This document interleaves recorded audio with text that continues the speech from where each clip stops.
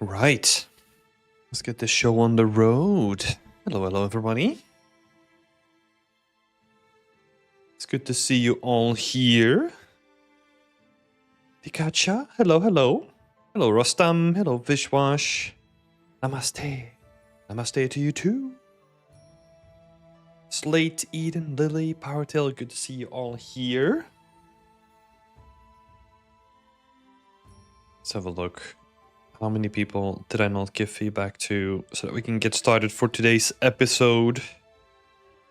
It's not too bad. I think I need to go through 3 people still.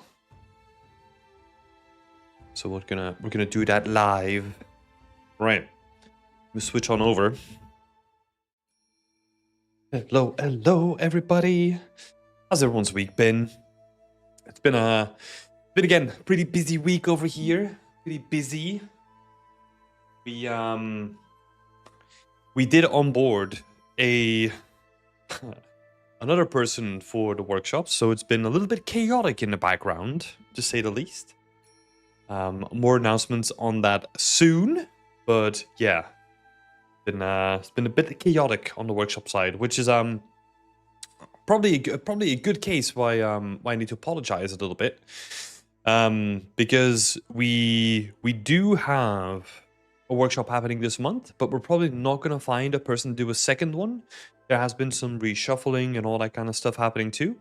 So just for transparency's sake, what we're doing instead is we don't have 2 people for the workshops this month, but we are planning to do 3 people for the workshop next month.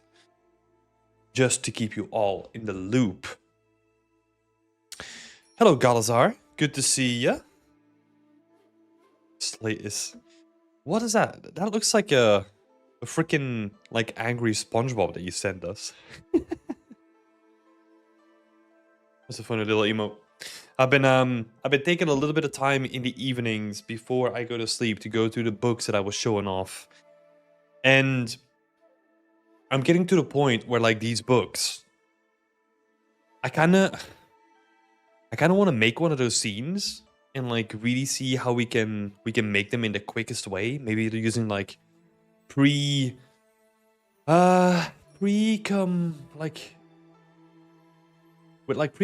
like assets or something like that, or like third-party assets or something. I don't know.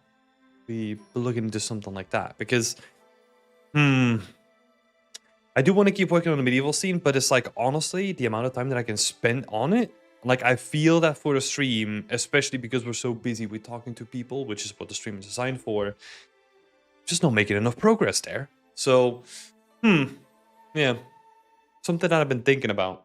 There's I forgot to pay.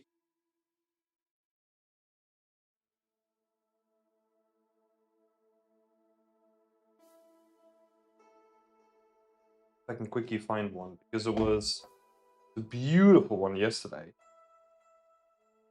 Sorry for people that are missing the context. So I've got these books. Oh yeah, these are like good examples. I've got these books from like I think they were from like 1870, and they have like images in them that are from like wood engravings, but you can see like how beautiful they are.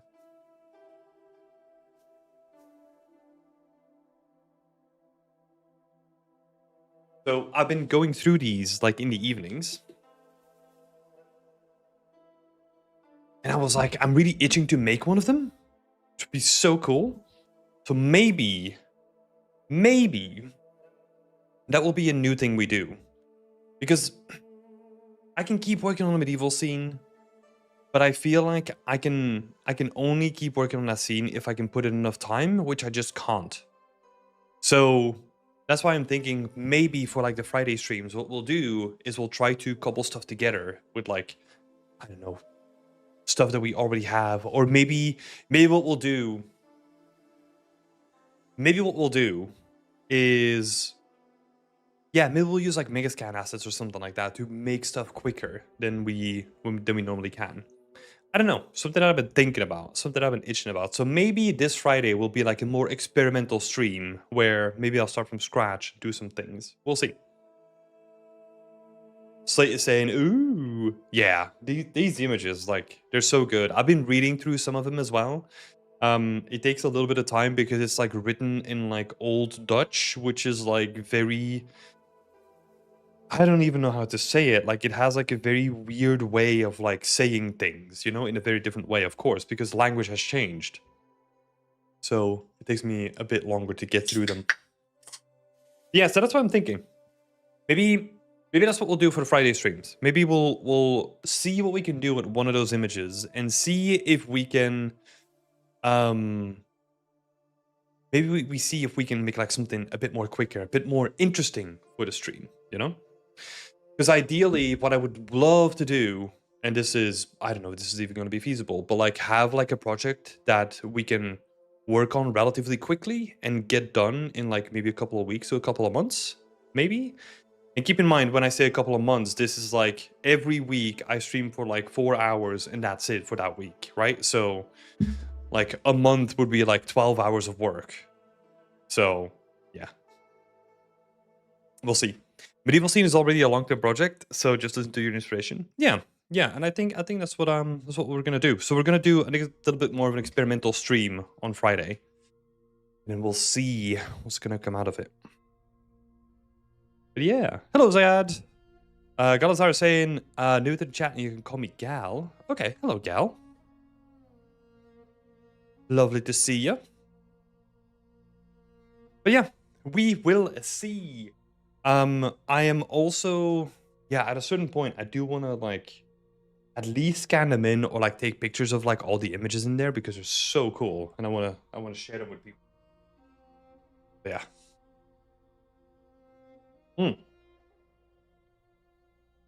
But that is not what we're here to talk about today.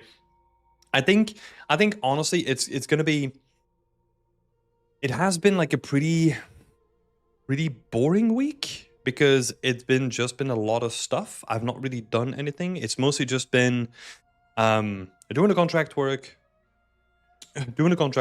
cooking, eating, then like organizing stuff, and then just going to bed, you know, and playing a little bit of Factorio. That's about it. That's how my week looks like. So we're not getting too much excitement going on here. Unfortunately, not these weeks. But we are spending a lot of time working on the courses, and they are they're progressing nicely. I think we currently have 4 people in the pipeline, and in the pipeline means that they're working on lessons and they're making content for us. So yeah, that is making some really nice progress. It's still with the idea that at the end of this month, we're going to go in early access. We'll invite like a select group of people so that we can then actually start getting like feedback on the lessons and how we're doing, and then we can start polishing things up and like tweaking the formula a little bit before we then open it up to more and more people down the line. And I'm being a bit vague with that timeline because we don't know, you know. So we currently have 24 lessons. Yeah, we have like 24 lessons that are currently in various stages of development, right? So most of them are like in polish, right? Where we just need to do like, I don't know, some of the images, maybe tweak some of the videos, small stuff like that. But yeah, we do want to do a test run first and then see what we're going to do with content going forward and make sure we get enough feedback. So yeah, because also that is going to happen at the end of the month, and then 3 weeks later we're going to open the team challenges, and we need to do a lot of prep for the team challenges as well. So I think next month is going to be very, very busy for us. So yeah, I think yeah, I think timing wise everything is going to be really busy next month. Like the contract work, but then also like the stuff that I'm doing. I'm also going to be helping out some students for like a university, so we're doing that too. Like, oh, I think everything is kind of coming together on 1 month. So I think March for me is going to be freaking busy. Again, no complaints, but yeah, we'll have to see how everything goes. So they saying hype, team challenge. Yeah. I saw you talking about it today. I think what we'll do is that's actually the first thing that we need to do is look into all the team challenge thematics and then see which ones we like, put them in a bucket.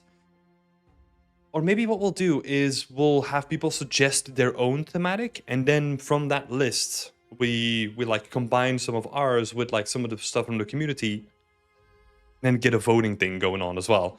So yeah, some voting would be fun. Looking forward to the challenge. Let's go. Yeah, me too. Me too.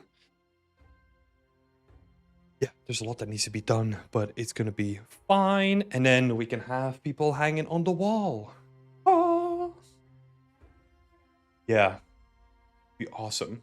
Have another row or something. Should we aim for like another row? How many is that? Like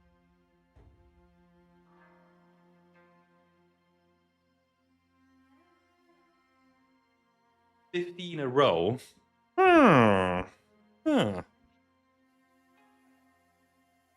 I'm currently waiting for the record of the Friday stream for the VBAC. I just want to be intentional with all these tweaks, so I can't remember when I had too much time. Yeah.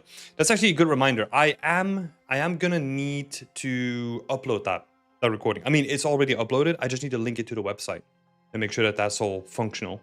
Because I kind of forgot to do that actually. So thanks for the reminder.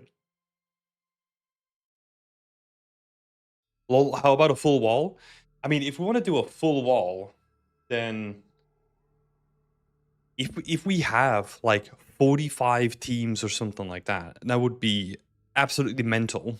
So I don't know how we're gonna do that, right? That's gonna be scrambling. Because also like 45 teams would mean like at least like 25 mentors or something like that, right? So yeah, finding all those people, making sure that everything's functional, that will be freaking nuts. But yeah, Rustam, when can it be uploaded? I'll probably do that like in the evening. Thanks for the reminder. I didn't know that it was related to the teams. Oh yeah. So every single frame that you see on the wall is the end result of the team challenges of like an individual team, right? So we start from like all up there in the corner. That's the first one. That's the Cuban Kitchen one. And then basically you go row by row and you go through like all the team challenges.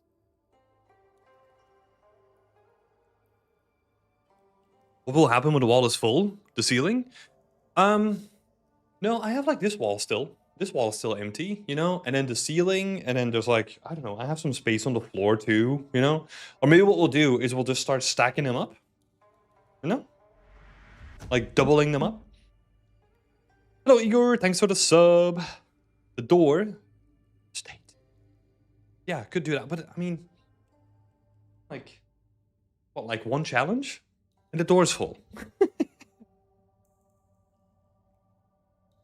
I mean, we're gonna get to a point where, I don't know. Tattoos are always an option. Yeah, my sister does like their own tattoos, so hey, we'll just do that, you know? Yeah, but it would be so cool. Okay, so this is like, I don't know why I have this image in my head, right? But like if we at a certain point have like a building, you know? I'm not talking about like a full building, but let's say we rent like an office or something like that that has like a corridor attached to it. Can you imagine like just a corridor full of like all these images that we created over the years that we've done this? That would be fucking sick, you know?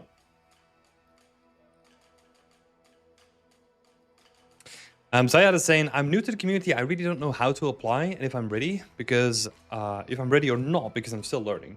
So what we do, to give you like a quick overview for the team challenges, is that we go through a selection process ourselves. So I think this was one of the goals that we had for this time around, that we're gonna make the selection process a little bit more transparent to let you know what we look at in like very broad terms. But yeah, I do want to say that there is a bar, right? So usually what we aim for, I can't remember like the exact criteria, but I'm just gonna paraphrase, right? Um, so one of the things is that we want to see actual game art workflows, right? So this can be on a prop, this can be a tiny environment, this is like a big environment. Like, we want you to demonstrate that you can actually do the work, because we don't want to put you into a team where you then become like a massive burden on the team because you don't even know like how to bake or something like that, right? So we want you to demonstrate that you can actually, I don't know, at least do one bake, so that's usually a prop, and then also potentially do some like very very vague environment art stuff, right? I'm less strict on the environment art stuff because you need to showcase. I mean, on that front, like I'm already fine with like you showcasing that you know what vertex painting is, and maybe you know what a trim sheet is, but that's more like optional. And yeah, also the quality, right? The quality is always going to be a part of the selection process. It is weird. It is weird because we've had people. How would I say this? We've had people with professional experience that haven't hit our quality bar. So there's always like weird outliers. This is why it's so difficult to come up with like a set of rules so that you can accurately estimate like how you can get into a challenge, right? Because if we make it too strict, let's say if the only thing that we look at is like, oh, you need to showcase that you can make a prop and you need to do trim sheets, then what people are going to be doing is, if you really want to do a team challenge, you're just going to make one shitty prop and you need to just like make a trim sheet, but that's it, right? But we also want you to make good stuff too. It's not just about like making it super quick. It's more about like showcasing that you can do those things, but then also make them good, look decent, right? I'm not talking about like, like industry quality level or something like that, but yeah.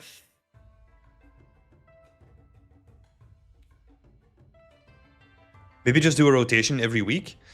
Oh my god, every week having to rehang all of them? That would be crazy. You can bake a cake, sure.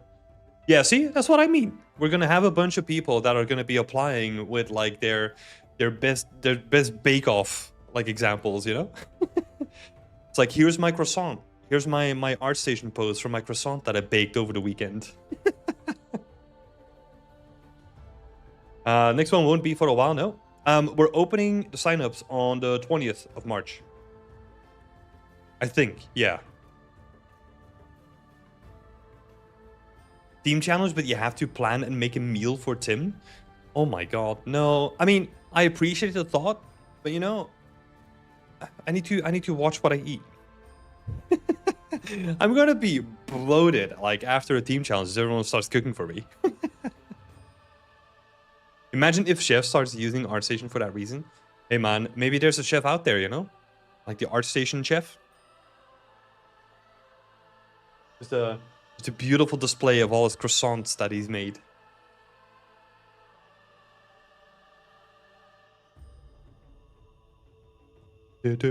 I wish I could join for the next team challenge, but it's so close to my university deadline.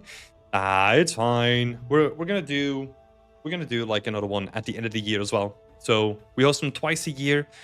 Yeah, and who knows, maybe in the future we'll do it more, but currently with all the work that's ongoing and like the size of our team, that's where we're at. So here's my breakdown from like filet mignon.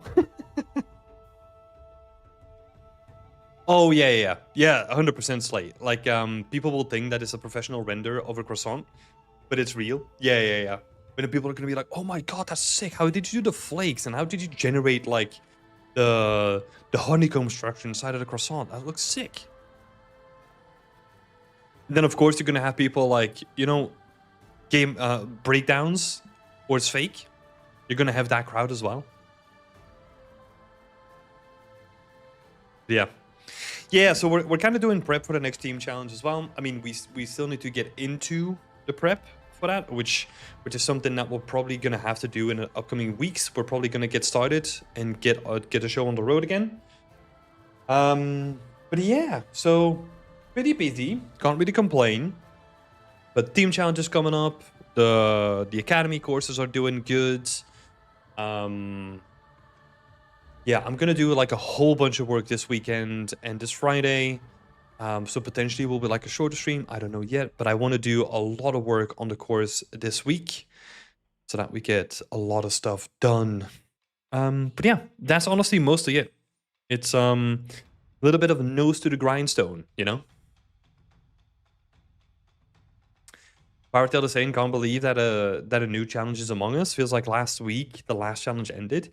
Yeah, man. Like every time people, one of the biggest requests that we have is like, hey, I wanna see more challenges.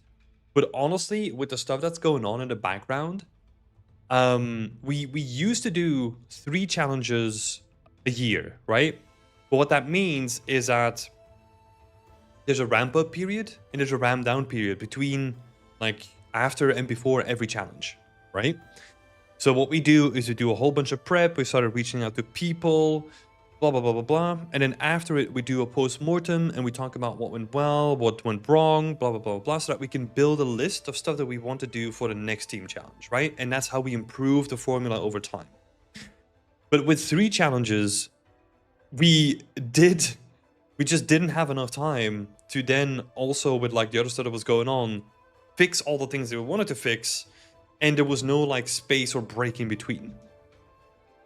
So yeah, it's crazy. Even now, sometimes it feels to me that it's like, yeah, we just did the last one, right? And because I mean, the frames have been hanging on the wall for like a couple of weeks now, but it just feels like I've just hung them up. So yeah, it's really quick.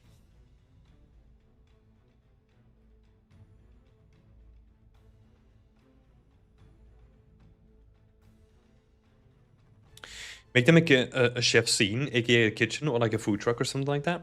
Yeah. Oh, that. I mean, the goal with the team challenge specifically, right? Is always to make the thematic so broad that people can interpret it in however you want, right?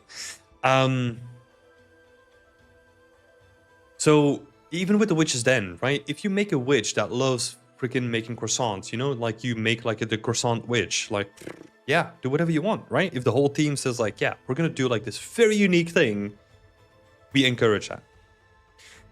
Do you feel the next challenge is gonna be different? Like you will be implementing some new things?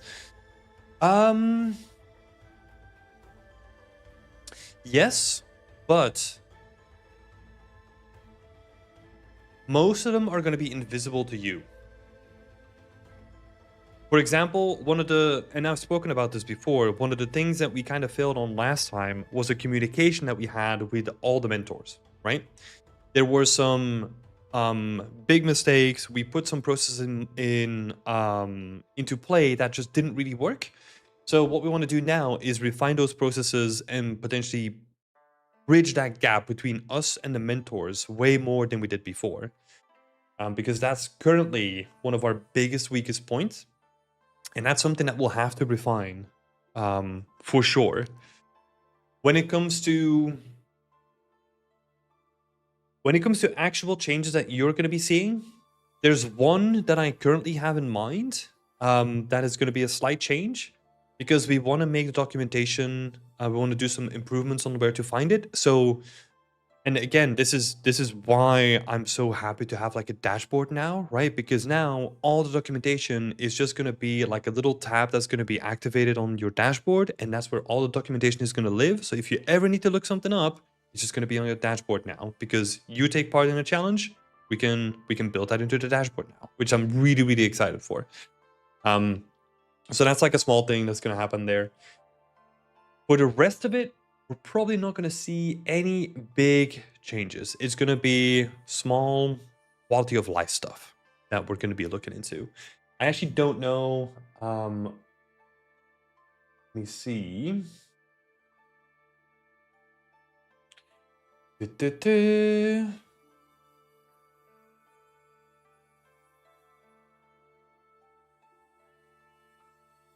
I'm just having a look through some of the team challenge notes that we have. Yeah, most of it is gonna be somewhat irrelevant to you. We're gonna try and be more active on social media, to like announce the team challenges sooner. But then also, okay, this is the one thing that will affect you. Also be way more active and way more prepared when it comes to the actual finale. So whenever a team shares their stuff online and we have like the big social media day, it felt that we didn't really take part in that, and we as Beyond Extend need to take part in that, and we're gonna make it like a big community thing instead of just being like, oh yeah, it's here, you know, and then it kind of fizzles out. So that's the thing that's gonna have a big impact on you as a challenger. um and as preparation for that, that's why I went through the Beyond Extend ArtStation account, because we want to have that all set up and ready to go, so that whenever posts go out, we can participate. And potentially, the way that I'm currently thinking about it is our ArtStation account becomes the second wave to funnel people to like individual ArtStation accounts, right? So you get to release first. You get to share like what you've done on the team challenge, and then the week after we start to do a bunch of posts that will direct to Beyond Extend ArtStation account, that then has like all your links in it again, so that you get like a second wave of people looking at your profile. So that's one of the things that we've been discussing. That is one thing that we'll be working towards. Hopefully we can get that all in, because there's a bunch of other stuff we need to take care of. But yeah, that would be some of the things that are going to be visible to you. Powertail is saying, I also think more challenges take away something very cool, which is the room to reflect and grow for the artist too. Like, it's a great space for Beyond Extend and the artist. Yeah, exactly. Like, and I think in what you said as well is that it's not only to take away, reflect, and all that kind of stuff, but it also makes the thing more unique. So that if you can participate, it becomes like a bigger thing, rather than, oh, I'll just wait for the next one because like next month there's going to be another thing, right? It loses that special edge. Hello, Quinton. Hello, Emissart. And hello, CSDefX. Good to see you all. Hope you're doing well.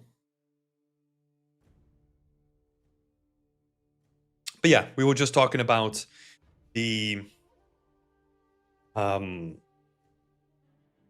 team challenges. Rustam is saying, or like asking a question, just curious, how do the background showcase work? Is it all members or only from Whip Wednesday or Portfolio Review guys? No, these are like people from like way back, basically.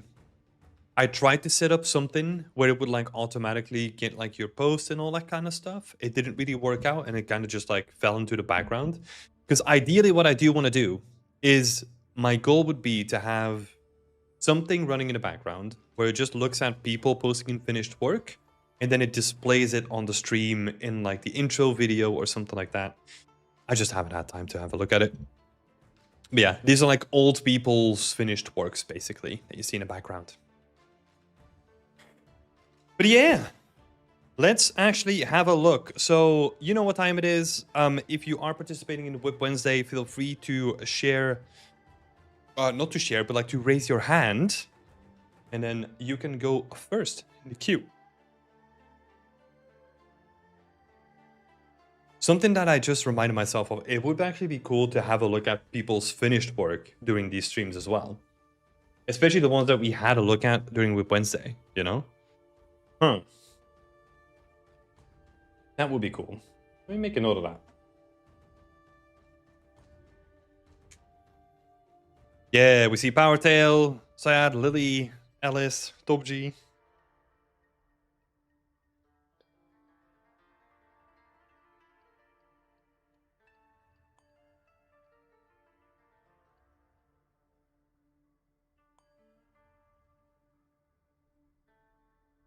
Cool. Right, let's switch it on over. Let's have a look. So we are going to be starting out with Powertail. Powertail is also first in the list. Let's have a look.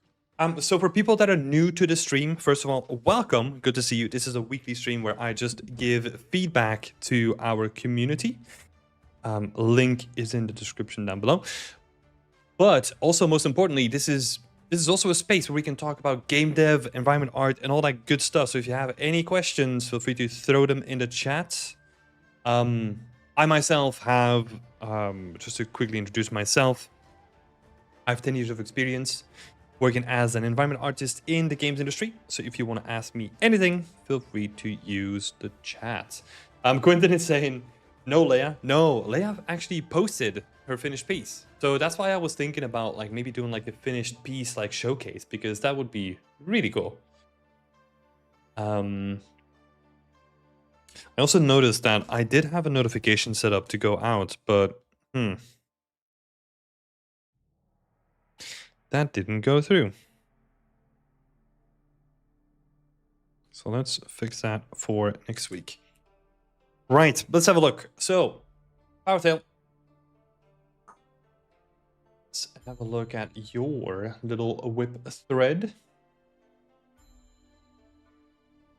This week I started sculpting some unique door assets and got the base for the stone steps in too. I don't know if I mentioned this already, but my goal is to put these assets in the scene with no baked normals, so low polys. And I want to do this to get a good macro read and feel of the environment before adding in noise. Yep, that sounds good. That's a good way of going about it. Honestly, that's one of the benefits of having nanite now, right? Is that you could technically just throw in like a high poly mesh and then just then just get something, right? Get something in the scene and see the way that it reads. So feel free to use that as your advantage. The first door on the left is done and put it into the scene. The second door on the further right is whip. Yeah, so this one. Cool. My questions so far are, how is the read on the assets already? Anything to fix?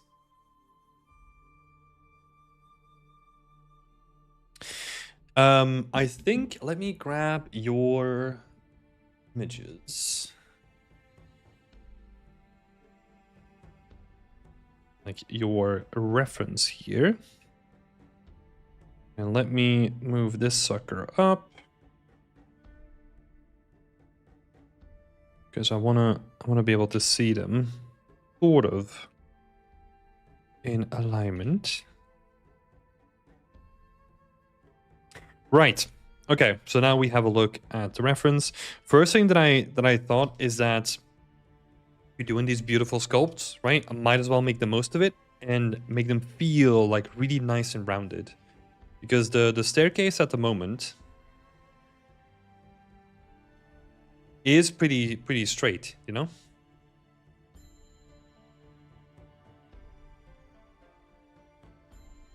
So what would be interesting, or what would be cool here, is that you just like break up some of the silhouettes here, so that it doesn't read like a straight line. Because what we want to do is we want to avoid as much of this as possible, right? So now currently, I know you've done the sculpt, but the main silhouette still reads like this, right? And we can avoid that by just like going in and moving like one brick in. One brick is going to be even further in, and then one of them is going to go like outwards a bit more. One of them is going to go inwards a bit more, and that's a way to like really break up that nice silhouette, right?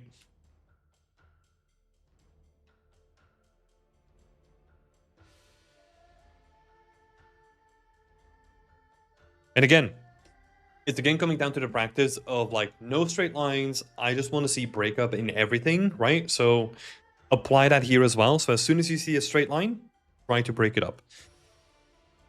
I'm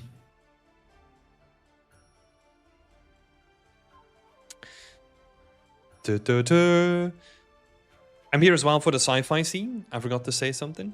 No, that's all good. That's all good. You're in the running. So is it a case of sculpting the assets more rounded or moving the assets, or both? So I think in this case it's going to be both, because you can honestly just do it in terms of I bake them all down as straight things and then just deform the silhouette, right? But if you are in the sculpting stage, you might as well make them into like nicely sculpted rocks and then bake them down onto a low poly that's representative, right? So at this stage, I would say really sculpt them in like a nice organic way that has like all that stuff built into it as well. Like all those silhouette changes, and then bake them down onto a low poly that is sort of the same shape. If you're at that stage, right? If let's say this would be already done and dusted, and you sculpted the whole thing and you've baked it down, then it would be more of like a band-aid job of like changing the low poly to sort of like we can change the low poly while trying to retain minimal stretching, you know, but it becomes a little bit trickier. So at this point, we can sculpt it and make it look really, really nice.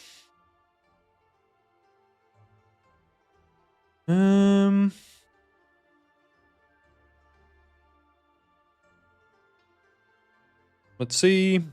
Yeah, I don't really see like any other big issues at the moment, right? Because if you're gonna do that on that staircase, what you can also do, this is like a little tip, right? If you're gonna sculpt like one set of stones, right?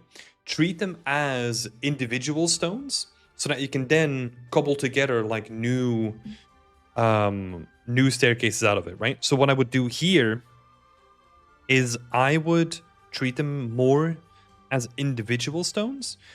And then what you can do is you can say like, hey, look, we're gonna make like a new staircase that is gonna be like a cobbled together version of like what was there before, right?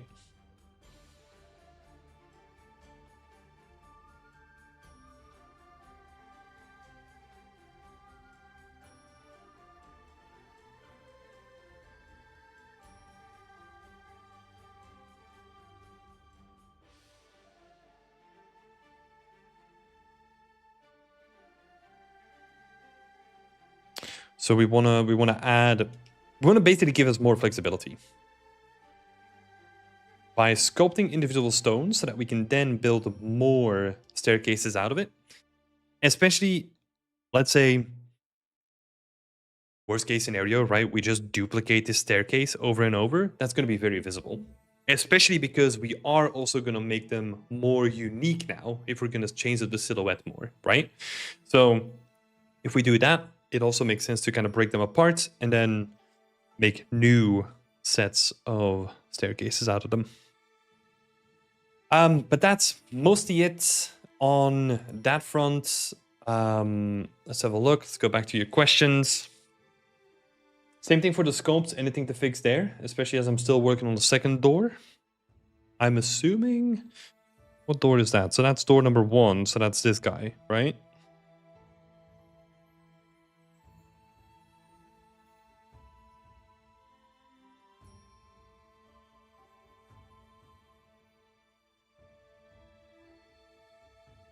Cool. Okay. Good little breakup at the bottom.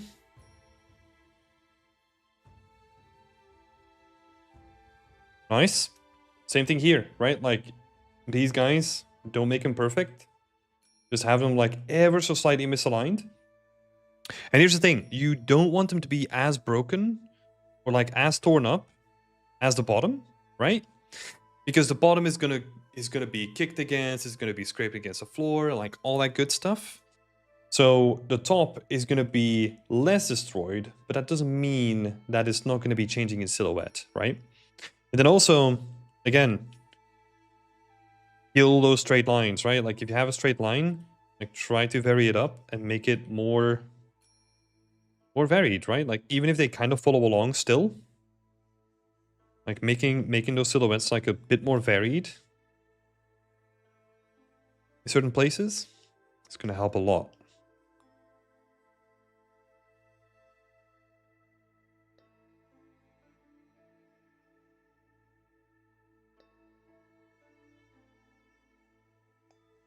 Have a look at some good references, right?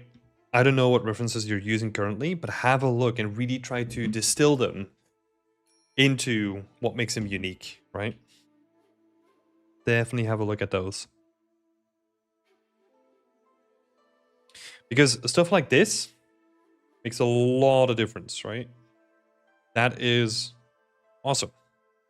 You just have to apply that to every surface that you see. So like this section here, right? If I just like draw a straight line, that's straight.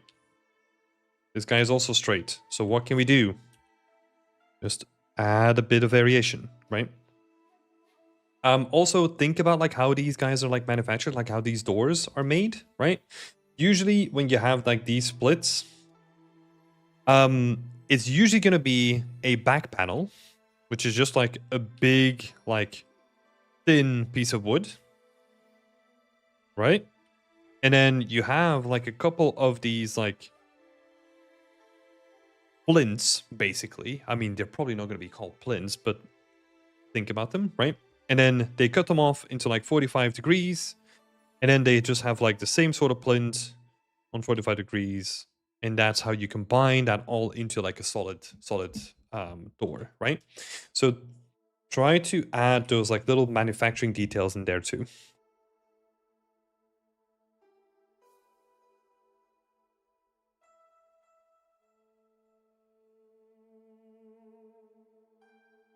Just basically trying to replicate how it's made. And then we're going to reverse engineer it into something that immediately looks like interesting. Another small thing here, right? Like if you think about like how something is made, this bolt is not going to be in between two pieces of wood. It's going to be closer to the center of wood so that it's nicely stuck in the wood, right? That's the sort of stuff we're thinking about. Like it's the logic of something that is going to make a lot of sense. It's going to help us a lot. This, I don't know what reference this is, but like the same can be applied to this door bolt, right? Does this actually work? That's something to double check, right? But yeah, cool stuff. I think overall, like the sculpt is good. There is one thing, usually you kind of have sort of like a blobby kind of shape to it, right? I actually don't mind that with this sort of wood, right? Because it's very organic, so it kind of leans into like the sort of like feel of the wood to a certain degree. But if you're doing anything like, let's say, the metal, and then you get that sort of like same bumpiness, try to avoid that, right? Because then we're gonna be setting. It basically needs to work for the material that you're crafting, the surface variation. Yeah, cool stuff, Powertail. I can quickly iterate on this stuff at this stage. Good to catch it early. Yeah, 100%.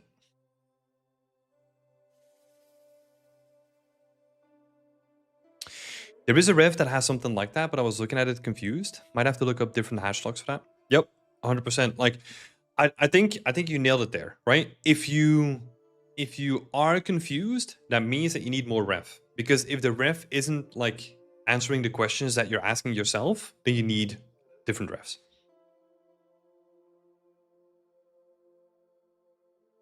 When the sculpt is very soft and blobby, it can be hard sometimes to pull the details in Painter. Yeah. I mean, I'm not really expecting anything from that like blobby surface detail so that we can then use that in Painter, right? So yeah, it was more about like the look of like the normal map in this case, right? Yeah. With the silent look, the metal would be forged manually too, so maybe add hammer strike marks. Yeah. That could definitely be a good idea. Shazar is also saying look at the Indiana Jones TGC for workflows. That's similar. Okay. I've not looked at any of the stuff briefly because other people in the community shared it, but yeah. That would be a good one to look at. But yeah. Thank you, Powertail. Good stuff. And again, making some really good progress, so keep it up, buddy. Next person in the list is scrolling up. Zayad. Let's have a look.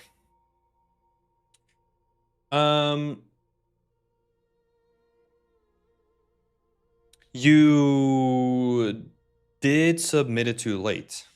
So unfortunately, we're going to have to skip it forward now.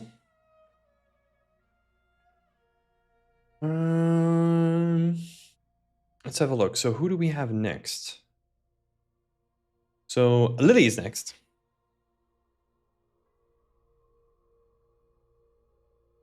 Well, at least I think so, right?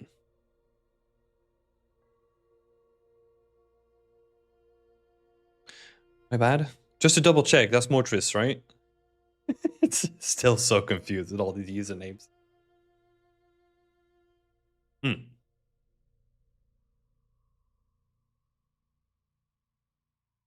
My bad. It's all good.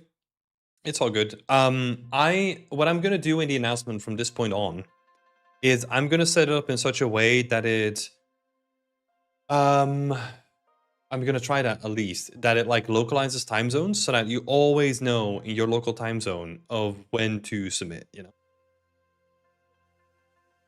Damn, you need a new username? No, you're all good, Joe. I can still make out who you are. Just barely, you know. Cool. Let's have a look then. So I think the next person was Lily, right? Honestly, Joe, this is why I prefer just having my real name, because it makes so much easier. I know like all internet anonymity and blah blah blah blah blah, but I think it could legitimately be a thing to consider if you are looking for a job in the games industry. Because I was very purposeful of just using my real name on anything that's professional, because I want people to immediately find me if they look for the term Timothy Dries, right? I don't want them to look at man in the can underscore XX or something like that, which was like one of my first usernames. Like, who the hell's gonna remember that, you know? You're not sure who you are yet? We're all just figuring it out, dude. We're all just figuring it out. Right, Lily, let's have a look. Going back to Unknown Islands. Not sure if I got many questions. I would love some general feedback for sure. Maybe about the boats, because I want them to bob a bit up and down. And what would be the best approach for that? Like animation? The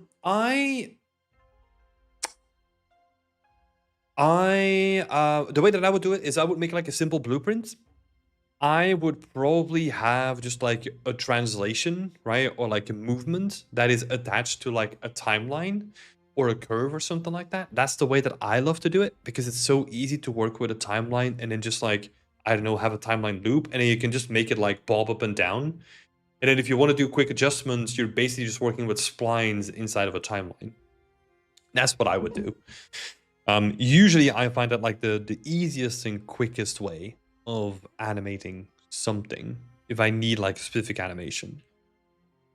But yeah, let's have a look. I made some other notes as well. These are just like some general things that I was looking at, right? So I love that you push like the detail and like the silhouette on all the stuff you've done here already.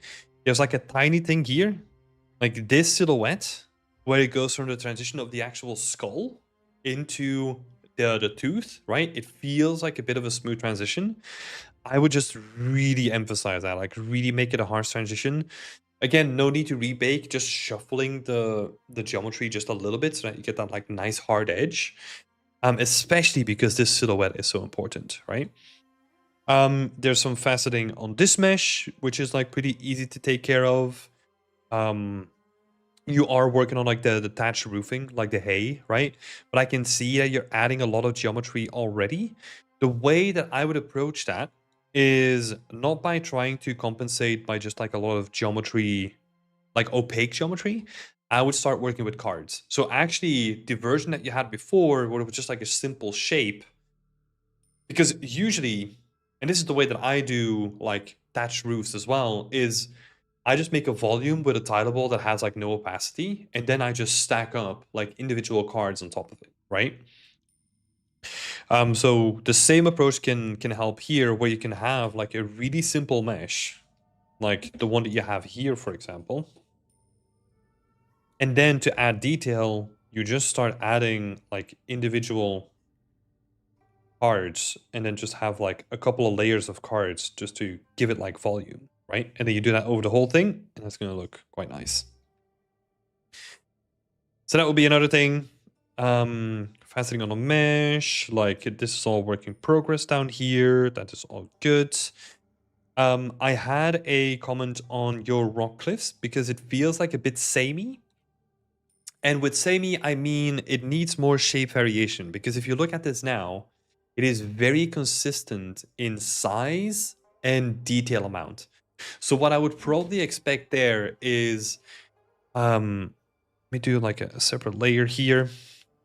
What could be interesting is that you have like more layers at the bottom, and then you have like a bigger sort of mesh here. And then you go into like the top, right? So like what we're basically trying to do is we are trying to make the center of it like a little bit less noise intense. And then we can really add like smaller meshes like at the bottom. Like really add like more details. All right, because that always looks like a little bit more interesting. And we can like really break up like some of those shapes, right? So even in this like simple overview, let's keep some of the detail up here.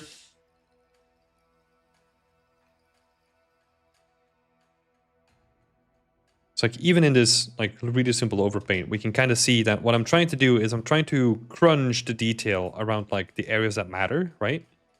And then keep a majority of it like relatively simple. So that we have a nice contrast between our easy to look at surface and then also like our really interesting detail, like especially with a transition with another surface, right?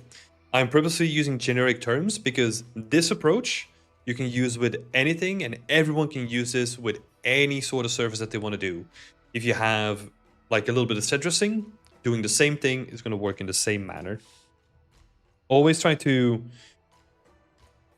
think about like the different shapes and how detailed one shape is going to be versus like another shape that's going to cause more rest, you know? But yeah, that's the way that I would do it. Here's with everything of my scribbles on top of it. Bonk. Which you can barely see. Let me just...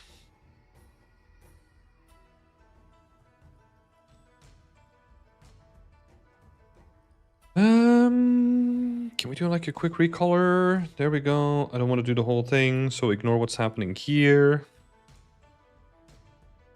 There we go. Also, maybe a wet gradient from the floor and the rocks. Yep, I think that's a good idea. That's a very good idea.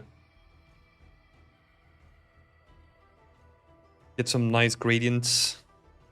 That could be cool. And then it can be a decal. It can be like a procedural thing where like anything that intersects with the water mesh kind of gets like a little watery edge on top of it using like, I don't know, depth field or something like that. That's probably the quickest way of doing it.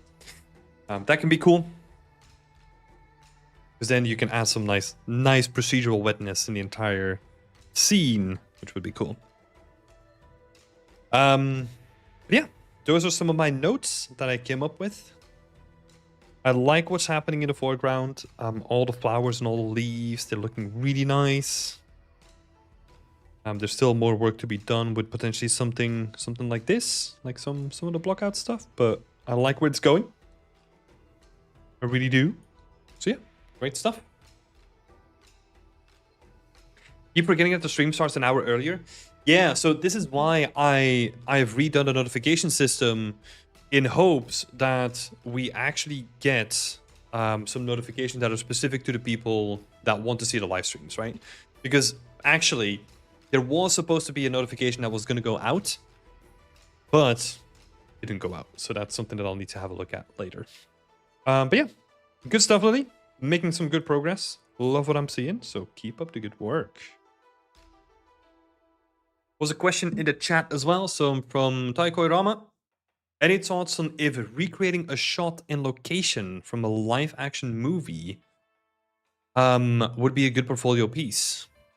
Currently recreating an apartment from one, but not sure if that's fan art territory. I think anything like that, if you're trying to recreate something and you're translating it into a different medium, right? You're already doing something that's pretty interesting. The question, or if it's good for your portfolio, doesn't depend on picking, let's say, a location or doing fan art for a game. It's about how well it's executed. That's all it comes down to, right? So yeah, that's literally it. It all depends on the execution, because there are fan arts that are like indistinguishable or even better than the source material, right? And they are always going to be remembered.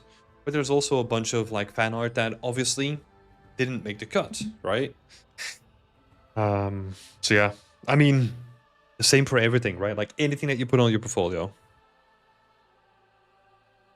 So yeah, because I honestly believe, and this is why the video that I made, like the live stream that I did like a couple of months ago, talking about like how you make your own environments, was this, right? It doesn't matter.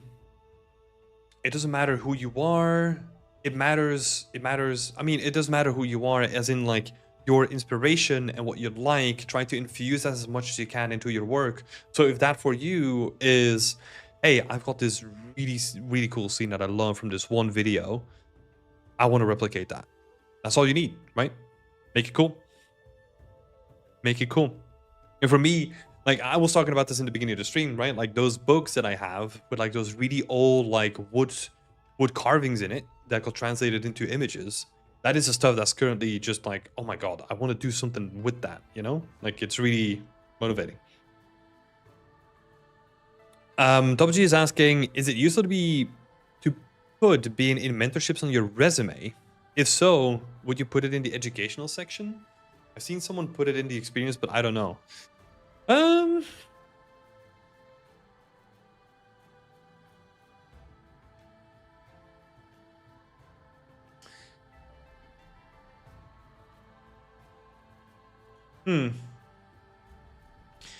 I would say that it depends on the length of the mentorship. Obviously, if you do like one mentorship with someone, right? I mean, I wouldn't necessarily call it a mentorship even. Or let's say you do a month of mentorships, like 4 sessions, like for example with me. If you then put that on your resume, I don't think that's going to hold like any value. But let's say if we do like a long-term mentorship and we build a project together, then yeah, I would happily be put on like your resume. Because, I mean, to a certain degree, like it comes down to, do you think that if a person who wants to hire you, if they then talk to the person that mentored you, are they going to recommend you yes or no? Because that's what it comes down to, right? You just putting like a mentorship on your resume, and you as in like a general you, right? Like not you personally. But if you put that on your resume, that is what you're inviting, right? And if then that person is like, huh? I just had like, I don't know, 1 month with him. Like, we didn't even finish that thing together. So, let's say 8 weeks, or so like 8 sessions. Did you finish something together? Because I think that's more important. I think if you sit through a mentorship and you actually finish something with their help, I think that they will be happy to have you do that. Whether to then put that on your resume, I mean, I'm not gonna say no to it, right? Because like, if it helps, it helps, and it's relevant. So yeah, I don't think that's necessarily like a bad thing. Because also like, you gotta just try, right? Like I feel like we're currently in a job market where you just have to stand out in any way you can. So if that is your way of standing out, maybe that works, you know? So you just have to try, I think. I don't think there's necessarily anything bad with it.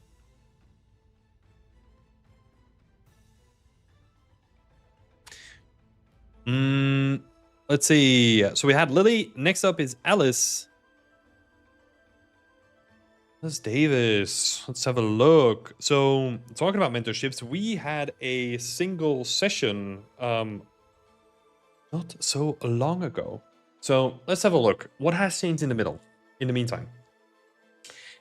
So you're saying I've added extra storytelling elements to better flesh out the environment, following from the mentorship that we did together. Add some of the story elements. Have these story elements that I've added, did they work? We talked about a lot of stuff there, right? So a decent amount of our little session together was brainstorming what could be cool for the scene. It is interesting that what we discussed is not necessarily present here, right? Because we did talk about, like, I don't know, using a remains or potentially a skeleton or something like that, right? To kind of hint at a story of this, like, really quickly being abandoned. Maybe they forgot about them, died on the table, something like that, right? I haven't had much time. Yeah. Well, because I think, so the reason why I bring that up is not necessarily that if you come up with a better idea, that is not like a thing to pursue, right? But it's more that if we are doing something like this, where you're trying to hint at like a story that is very much trying to include like a character somehow, right? But the character isn't there, then it feels like really forced in because I don't know what the relevance of this is, right? So this story that you're trying to set up almost needs like a character to be there. And then I'm expecting, I don't know, was it here? Like the character almost to be in this pose, and then you see in this like stick in their hip region, something like that, right? Because like this little story,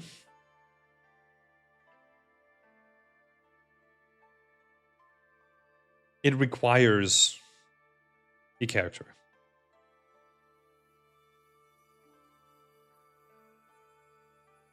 Right? Because otherwise it's like a bit too vague. It's like it's too intentional. Time to add those changes. Yeah, that's understandable. If you have ZBrush, it has a built-in skeleton you can use as a starting point. Yeah. Like our suggestion, to talk a little bit more about what we talked about was just there are a couple of skeletons on the Fab Marketplace, right? For something like this, honestly, you're not a character artist. If you just want to get a skeleton in there that is important to the story, and then maybe what you can do is like simulate like some cloth or some fabric on top of it, right? Which is relatively simple to do because at this stage, so decayed, it doesn't even have to look like potential clothes, right? If you just like, I don't know, have like pieces of fabric that are added on there, that can be enough. So that's like, at this point, it's more like, okay, how can we get that in there and get the point across as quickly as possible, right? There's a gas mask on the floor. Just try to add more of the human touch. Yeah, I did see the gas mask, and I think that's a nice touch. But it's like the gas mask doesn't further the story that we're seeing here, right? The gas mask almost kind of blends in as like, oh, it's just generic stuff in the background, but it's not necessarily contributing directly to the story. You know what I mean? So it's basically to kind of make it short, right? Or like to really put a point on it is anything that you want to have related to the story almost needs to be in this sort of area. Because that's your focal point, right? So what are we going to put here that is going to be relevant to the story, right? Because right now, what I actually really like that you did is the focal point now works way better than it did before, right? Because here, it blended in with the scene.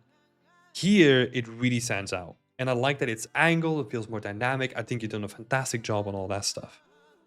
So now it becomes like, okay, how can we use this highlighted section now, where you're drawing in like our attention, how can we use that to our advantage, right? Like, what are we going to put there that is like important for someone to look at?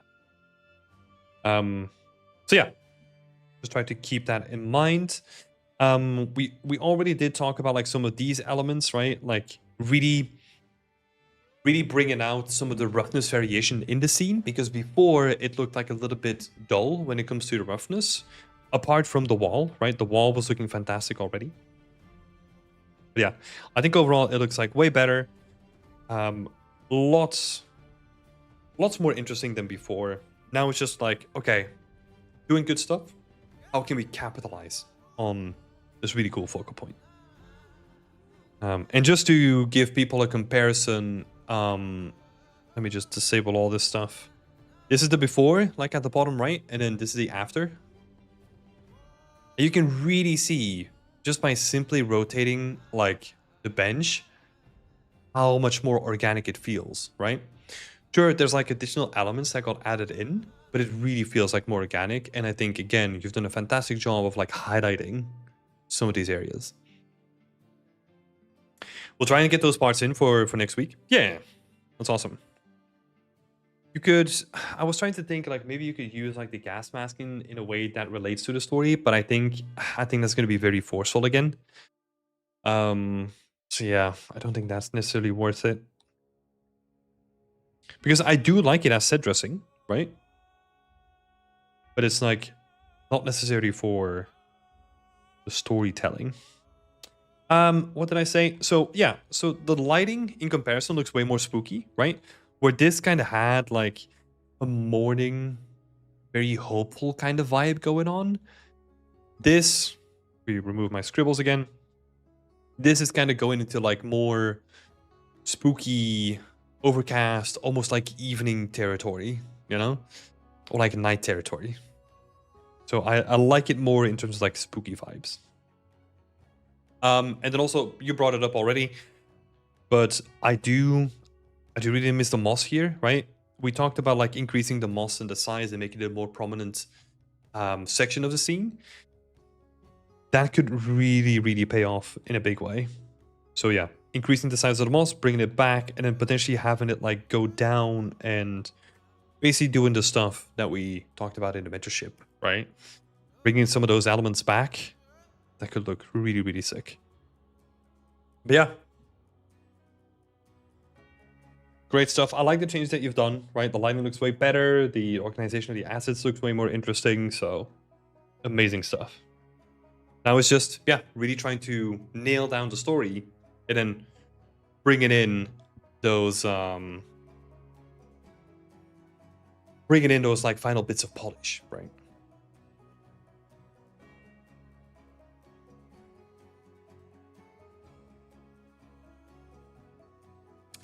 Since it can be good, I did that in a similar project to that. Yeah, I mean, anything can be good, right? When it comes to lighting, it's more about the mood. Like, what kind of mood and colors do you want to have in your scene so that you can enhance the feeling that's already there, right?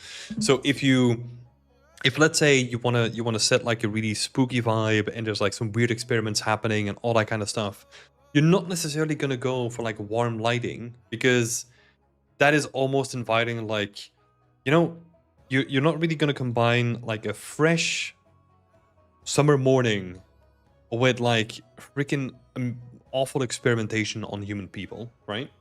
Like those two, from a thematic point of view, like they clash, right? So you kind of need to put them in the same line, because any lighting can work as long as it's then also supported with storytelling elements that kind of lean into that again, right? But yeah, great stuff, Alice. Good little update. Keep it up, buddy. And I think, oh no, we have one person. Just put your real name in brackets with your stream name. Oh yeah, about like the naming conventions of people. Yeah, I mean, I would only do this for professional purposes, right? So like for artistic purposes. I wouldn't really go on like, I don't know, Xbox and like have my real name, you know? I don't want like 15-year-old kids that are like calling me a bunch of names to find me immediately on the internet, you know? You gotta give them some work to do. Let's see. Yeah, we did have one more person, right? Doo-doo-doo-doo. Oh no, we have two. So Topji is first, and then we've got Tikacha as well. So I've not made any notes for your stuff just yet. Have a look. Dun, dun, dun. Right, first question. I've been sculpting a lion's head for the four-sided fountain in the past days. I was hoping to get some feedback. The sculpt is going in the right direction. Feel free to mention something proportional standing out or highlighting some of the reference. The only thing that I can immediately tell, I mean, I think you're seeing this as well, right? And this is such a helpful exercise. Just put them next to each other and see how that looks. Because I can immediately tell like some things where like this lion head almost needs to be like squished. Squish a little bit, right? Because it feels like too wide compared to the original sculpt. Like to the fountain.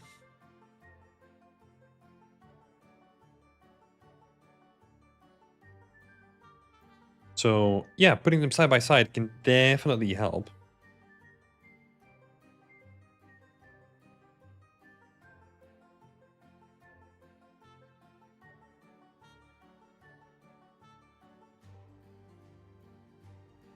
I mean, if you want to go like a step further, you could even like overlay them.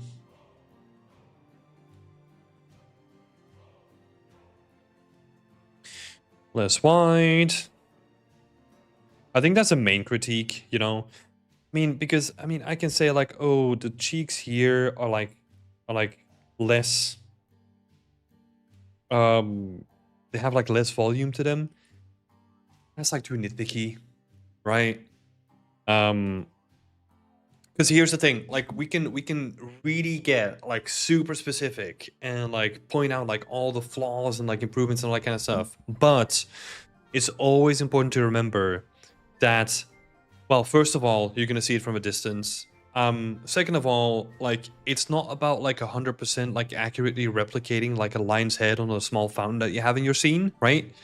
It is about representing the core concept of it, right? Like a lion's head, if you don't like sculpt it uniquely, it's fine. It's my chance to show off sculpting skills. Yeah, but that is not, you show your sculpting skills not off with replicating a reference one-to-one, but more how the materials are represented in your sculpt, right? So I would actually look more into, okay, how are these sculpted and how do I then enhance that in game art terms, right? Like how can I make that more interesting compared to real life? So if it's like some stone carving, like how can I make that feel like stone? Because honestly, this one, if we look at it in isolation, it doesn't really feel like stone. It feels like one of those like fake, or it doesn't even feel like carved stone. It feels like that fake, like molded kind of stone finished surface material. You know, it feels like that sort of material. So yeah, that's what I would say. Like focus on the materials.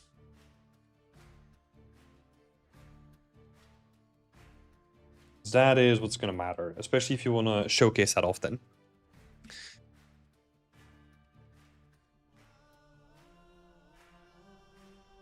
So yeah, 100% focus on like the materials and how you're going to sculpt them.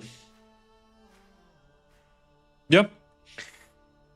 That's what I would do, definitely. Because that is always the trickiest part, right? It's like, how do you make it feel like stone and keep all the details, but still retain the readability? And I think that's going to be the thing to watch out for. Again, as you've seen in like my Friday streams, I'm not big of a sculptor myself, so I'm not gonna be able to give like any more detail than that. I'm afraid. So let's have a look at the scene. Your second question is for the floor. Would it be that I'm going to be using displacement for my texture, or do you recommend sculpting a patch of 4-meter stone floor so I can use them around? Oh, excuse me. Basically, one being a texture approach and one being sculpting the height map to bring it together in Designer. I would... You don't need displacement, first of all. I mean, if the rest of the scene is going to be nanite, then yeah, use nanite displacement. But if the rest of the scene is not going to be nanite, don't use displacement. Or you don't have to use displacement. I mean, you can if you wanted to. I would go for a texture approach, though. Yeah, that's the way that I would do it. And then just have like vertex paint to vary it up. But the way that you get the height map to do that, you can still sculpt it if you wanted to. You can make it in Substance Designer, you can sculpt it yourself, then combine it. That's more up to you and what you're comfortable with, right, in terms of workflow. But yeah, I would, because I'm way quicker in Substance Designer than I am in sculpting, so I would go that way. But that's more like what's up to you, right?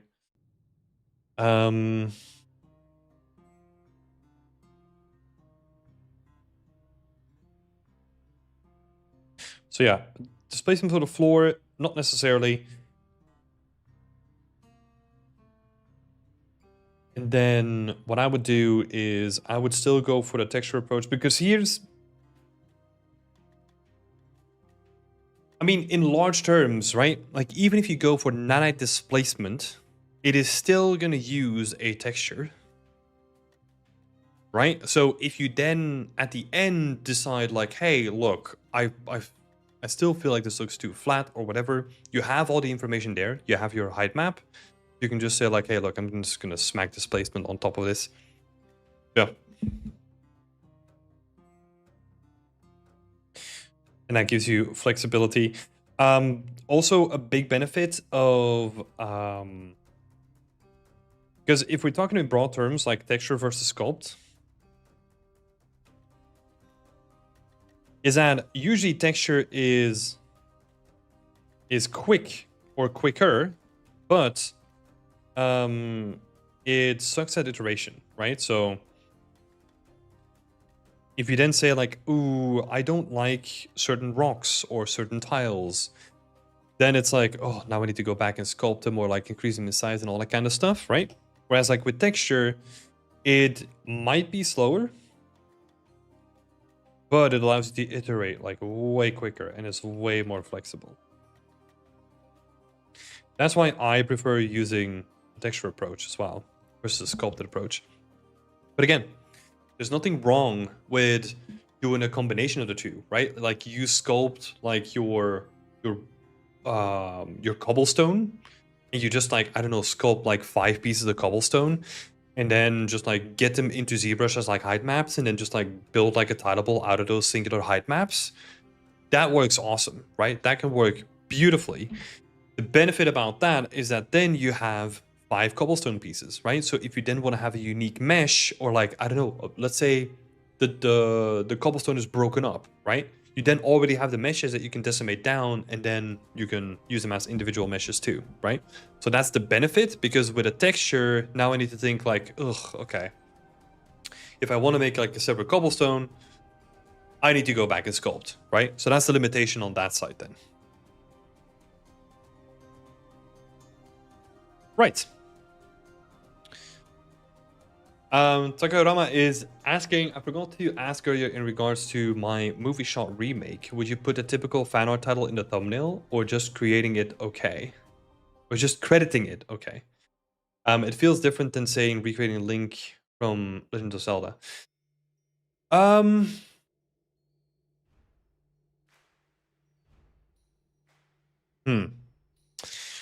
That's a good question. I would still... I would still put like fan art or something like that into it, right? Because you're still taking like a commercial property and you're like making it your own. Sure, you're doing your own interpretation. Um, because I think it's better to just say like, hey, look, I've done this fan art, to then risk someone reading this as like, oh, they did some work on this movie. And then it's like, oh, they didn't. They just made their own thing. You know? Because that's usually what you wanna try to avoid, is someone seeing your work, thinking that you participated in the creation of that piece, and then being like, ooh. I mean, I know that's different, right? Because you're doing like a movie shots translation from in like games, right? But still, it's mostly to avoid like the sour taste that like they leave people in the mouth with. So it's better, in my opinion, it's better to be safe than sorry in this case. Right.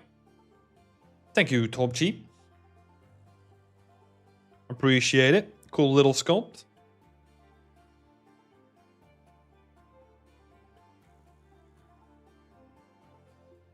Thank you. No worries.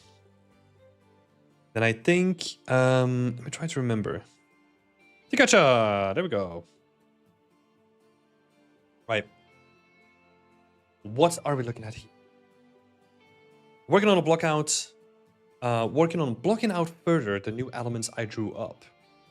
Now it feels like I'm falling in some shape language issues and repetitive, boring shapes. What can I do to break it up? Or am I going into a good direction? Yippee! There we go. Let's have a look. Cool. Let's have a look. So I got like the little paint over here as well. It's going to be helpful. Because I do like some of the shapes that are going on here. I think the majority is going to be more about like design of things, right? Because if we look at some of the overpaint here, what I'm looking at here is I'm thinking that that is like a continuous system that is like ratcheting things up. But if I look at it here, well, let me be clear about this, right? So this looks like it's almost like this disconnects. And then this goes up, and then this goes down. Right?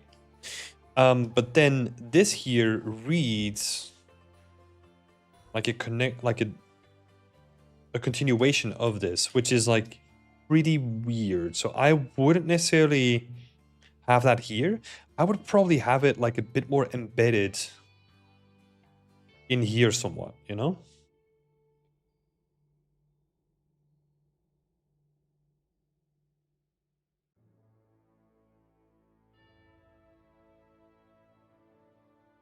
So that this becomes like one mechanism.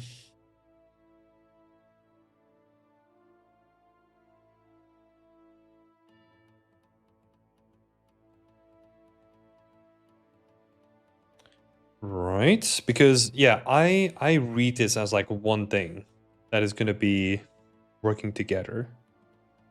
And then also what I like is, well, at least the way that I'm interpreting it is that this is where the split of the door happens, right? So I'm reading this as like this section is sort of splitting off. One part is going to go up, one part is going to go down. That's the way that I read the design of the door, right? And then we can actually see if we can make the main panels like a little bit more interesting. Because right now, another thing that I sort of, best way of saying this, like struggle with, like not really struggle with, but like I feel like it's pretty flat at the moment, is the main element of the door, right? So you're focusing our attention here, which is cool. But I wonder if we can make that stand out more than it does currently. Because right now it goes from a flat plane into like a shape that goes up.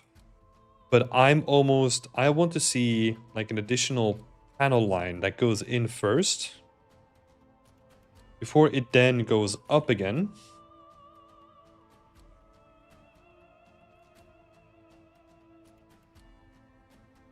Right, so we're separating that off.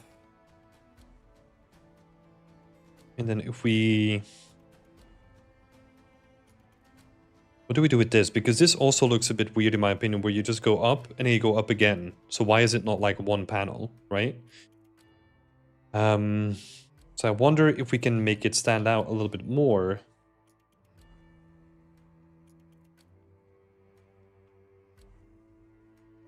Like maybe making this like one solid thing.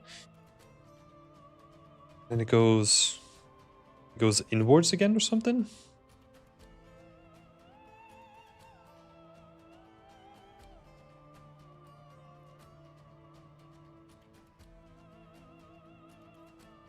And then we can do something here where we then say like, oh, this is gonna be, I mean, pick a cool font, and then you can do something like,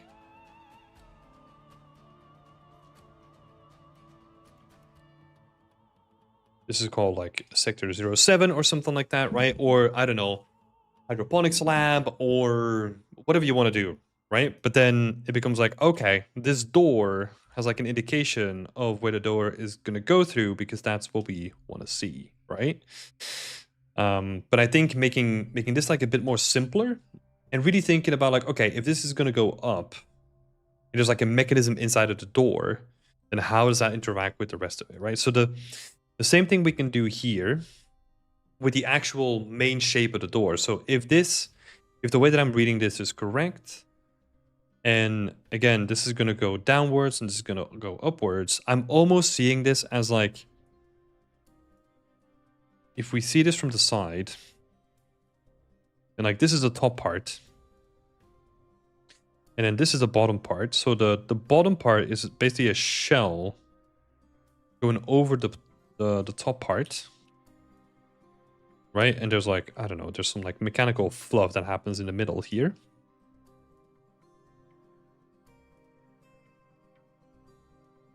But then that means, in my opinion, that we need to have this door coming out. So that means that we're doing this, right?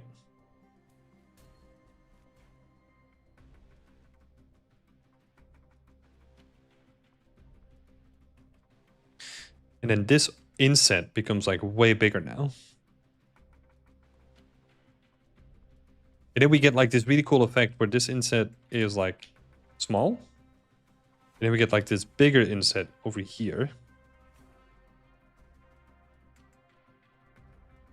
Then like this clip kind of goes over the bottom, latches into the top.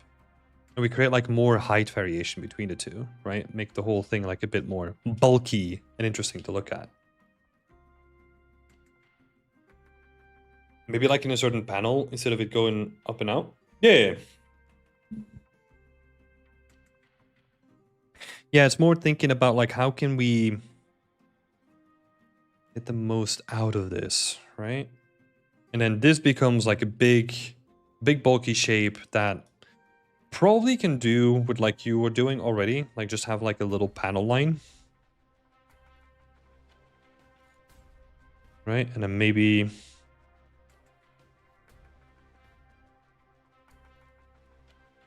because I'm also thinking about this interaction where it goes down again. So maybe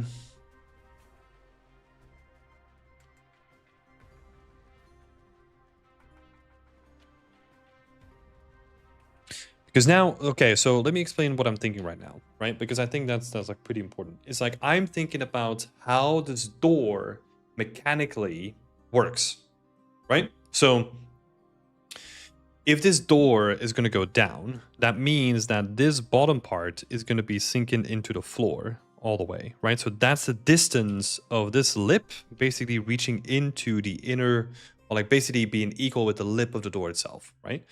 Then I'm thinking, okay, so where is everything gonna latch into place, or where are the scratches gonna be, or maybe there's like, I don't know, certain elements that stick out down here, but then that means that we also need to have an inset in the floor as well, right? Because if let's say we have like this thing sticking out, then that needs to go into the floor again. And that's where it becomes interesting, because now, because the door is getting bulkier, we now need to think about the integration within the floor panel again, right? And how the mechanisms all work as well. Because there's a lot of stuff happening here, but what is that for? You know, like if it's supposed to be interacting with the door, that could be cool. For example, like you could almost have something where there's a pin here, and this goes backwards, which means that this almost like slides open this way. You know what I mean? Like it slides open and it comes towards you, it then locks into place, and then the rest of the door can like slide down. Something like that, right? So we're trying to really think about like the mechanics of the whole thing. And that means that if that is doing that, then this plate is probably going to be another layer on top here that then gets pulled back this way and then slides into place here somewhere. Right? But you can go like really in depth and really crazy with these things. But everything, and this is where form follows function. If you ever heard about that sort of like saying, this is what that means, right? I am trying to figure out the mechanical nature of this door working, because everything else is going to follow from there. Because even with this, right, if you have a bulky thing that's sticking out the way that it's doing, then what's inside here, right? Like, what is this doing? Does that hold like the big mechanical, I don't know, like gear or something like that that's putting everything into place? Does it split open? Like, right? Because again, the form is following the function of the thing, right? So, yeah. I hope that was pretty clear. I just went nuts about it.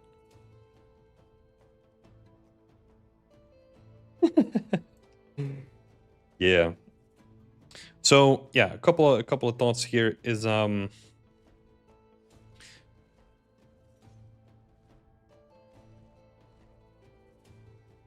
mechanics first. That's where the form follows function comes in, right?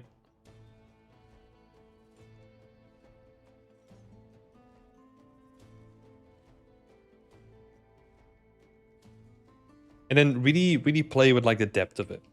Like the depth of all the individual panels, right?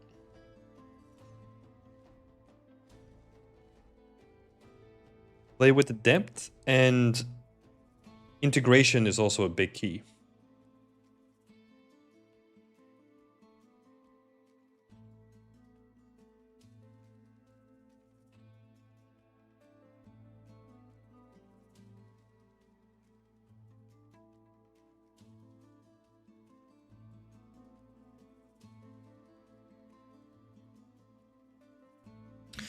I get what you mean. Still need to push for an example more, that the floor is not part of the door, since I still want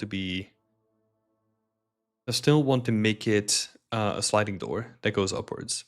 Okay. So in that case, well, okay, here's a good example, right? How is that door going to go upwards if like that big bulky thing is sticking out? Right? Because if we then go back and do like a really quick sketch, right? If this sort of shape, oh great, of course. Yeah, but this is what I mean, right? So if you then think about like, okay, if the door is going to go upwards, then okay, let's visually represent that, right? So how can we do that? Because even if we just do something like this over here, right? And it's something like this. Oh, they're going to go a bit more like this. Cool. So that means that if this is going to go upwards, this is already like the shape of the door, right? So that means that the door is going to have like this sort of shape above it. And even this by design, right? Like this already looks like, oh, this thing goes up, right? Because we can see that that sort of shape goes straight up, right? And that immediately clears up like a lot of the questions that we have, right? Because then we can visually see like, oh, this shape is meant to go there. Makes perfect sense. And we can then use that as a starting point, like, okay, like, is the whole door gonna go up? Or is like only this section gonna go up? Right? Is everything gonna go up here and then maybe this is gonna go down? And how is that then represented? But it gives us like immediate ideas, right? To work with. Hello, Burak. You missed watching Whip Wednesday? Yeah, welcome back. I hope you're doing well.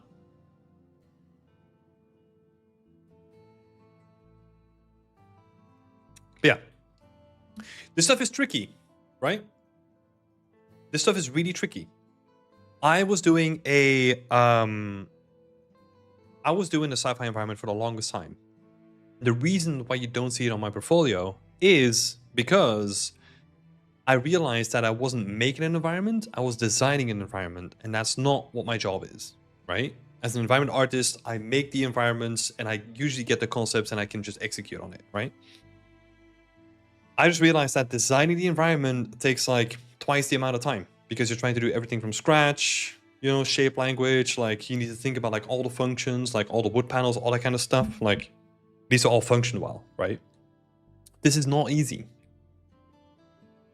But yeah, I think that's a good starting point. Like really thinking about like how the door functions and then designing around that. Like even thinking about like the mechanics, like the actual mechanics, right? If it goes up, then is it like 2 gears? Is it a central gear that's pulling it up? Like, I don't know. Have a think about that and then you can design something around it. It's almost like creating problem solving, you know? But yeah. Keep up the great work. You're doing some really cool stuff with the overpaints and stuff. So keep that up. I know all the stuff that I said might be daunting, but you got this, okay? So best of luck. And I think from this point, we are re-rowing. So we're just going to have a look at people in sequence. Senkai is the first person in this row. So let's have a look. Senkai's working on the old kitchen. The question number 1 is, I'm not sure if polycount and wireframes are still relevant to show in a portfolio. Yes. Yes, they are. I know that nanite is a big thing. Not everyone has nanite, so you can't rely on it. And even the companies that have access to nanite might not, well, have access to Unreal, might not even use nanite. And I've heard from a lot of people that have been using nanite that is still really good to know how to optimize something just in case you need it. Because again, nanite is not this thing where you just slap like your poly count on it and it takes care of it, right? There's still optimization to be done. It's just different than the way that we do our low poly. But you do say this, so because you spoke with an art director who mostly works with nanite and new generation like workflows, and they said that it's better to just decimate and showcase the best quality of work you can make. So I do sort of agree with that there, but let me make like a quick drawing here, right? So let's say this is the whole pie. And then let's say this is currently a rough estimate of how many companies are working with Unreal, right?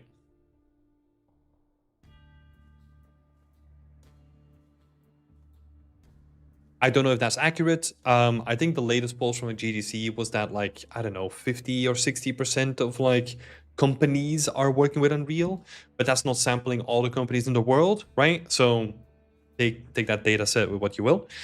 But let's say even if they all use nanite, right, to make this really clear, why would you not take like a little bit of an extra step, like just making like a low poly that's like optimized and showcases that you can do the whole pipeline, make it really optimized, to completely ignore this section, right?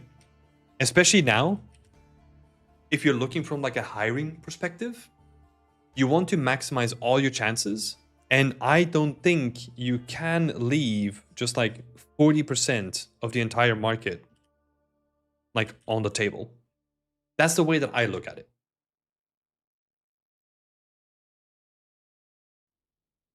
So that's my thought process about it. However, I do agree that art always comes first. So even if let's say you make like really kick-ass art, right? And you don't show like optimization, you can still get hired though. Because it is way trickier to teach someone how to make good art than it is to teach someone how to like optimize a low poly, you know? In comparison, the second one is really easy. And to be really clear, like I think the large part of the industry, even if you don't have I think a large part of the industry usually relies on like decimation or Simplygon or something like that, but you still have to use a good um quadrified mesh, which means like a mesh that's made up of like nice quads for like nice topology, so that if you want to do some changes to it, you easily can. Because working with decimated meshes, apart from like simple, like, I don't know, move brushes and all that kind of stuff, it gets really annoying.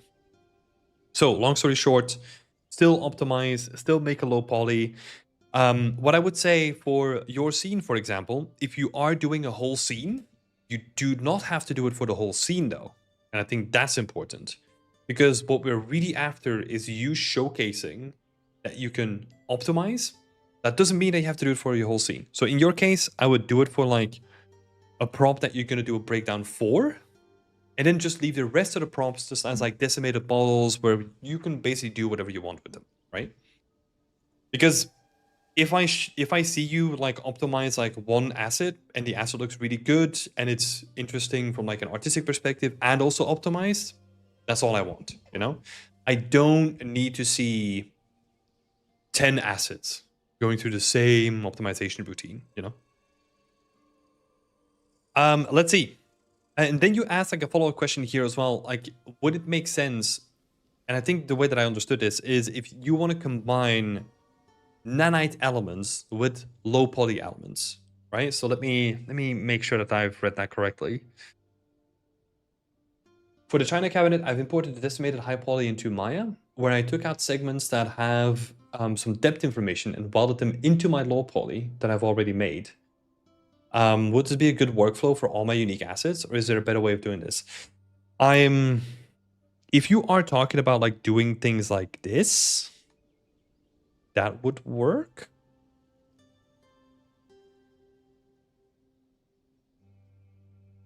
I mean, yeah, I'm not necessarily opposed to it.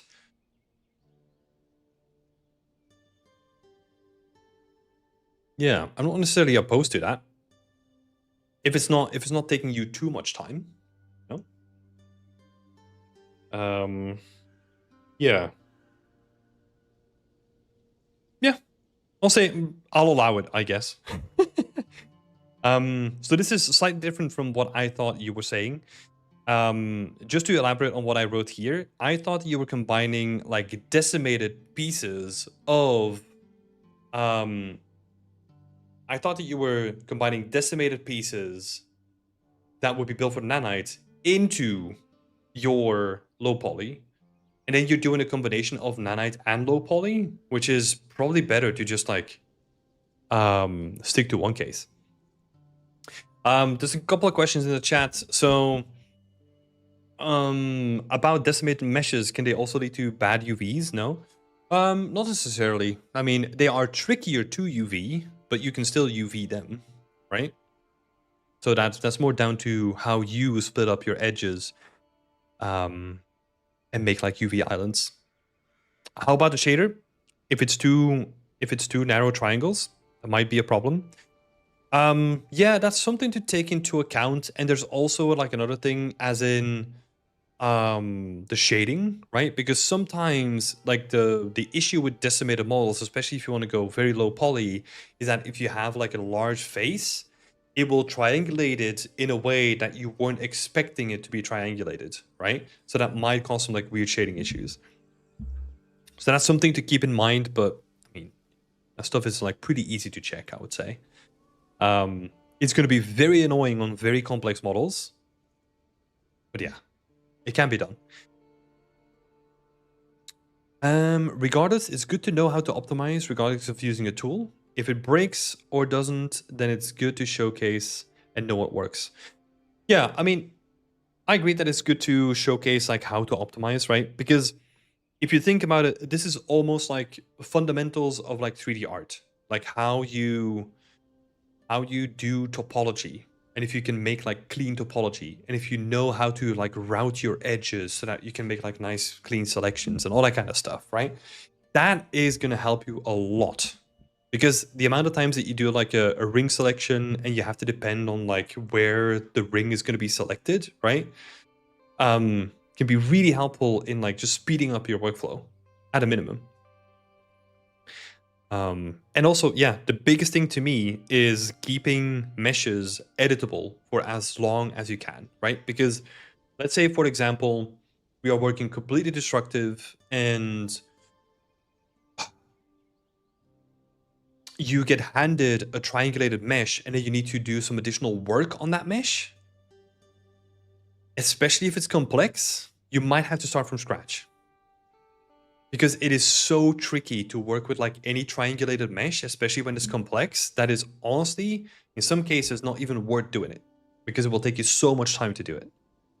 So yeah, that's the main benefit of like nice quad meshes, where you can easily manipulate it. You can easily like increase and decrease the topology of it with like the surface still being reliable compared to triangles. And then you were asking, so Senkai is asking the second question for the sculpt. I'm trying to give it a very worn and abandoned feel. Is the noise information too much, too uniform, or doesn't it make sense for the type of wood? It's hard to find any good ref or high-res pictures of a very deteriorated version, deteriorated furniture. So my references came from a variety of objects. So I think this is a good point, right? Like first on the references, you don't always get the benefit of working with like really specific references of like really old furniture that is specific to what you want to make, right? So in this case, you kind of have to look for the type of wood perhaps, and then find like the older version of it, right? So let's say if there's like an oak cabinet, look for like old polished like oak cabinets or something like that, right? And try to get as close as you can. Yeah, but that being said, looking at your sculpt, the first thing that I noticed is like I want to see bigger damage. And what I mean by that is that you have some like really nice medium to small damage, but I feel that the bigger damage is a thing that I'm missing. And with bigger damage, I'm talking about like the stuff that actually adjusts the silhouette, right? So some of this stuff is really interesting, but I want to see, especially on like these top edges, right, where you can bump them into stuff, I would want to see more. And yeah, sometimes like exaggerating some of these like shapes a little bit more, and like really breaking up like some of the silhouettes, right? Like, I don't know, like really going into like a broken piece of wood, really shaping up like the silhouette to make it like really impressive. Because here's the thing, right? Like with games, what we do is we exaggerate a lot of things, right? And we make them look more interesting than they are in real life. So that's what I tried to push, right? Because the reason why I had it at this distance, obviously this is not textured, right? So with textures and lighting and all that kind of stuff on top of it, it's going to look different.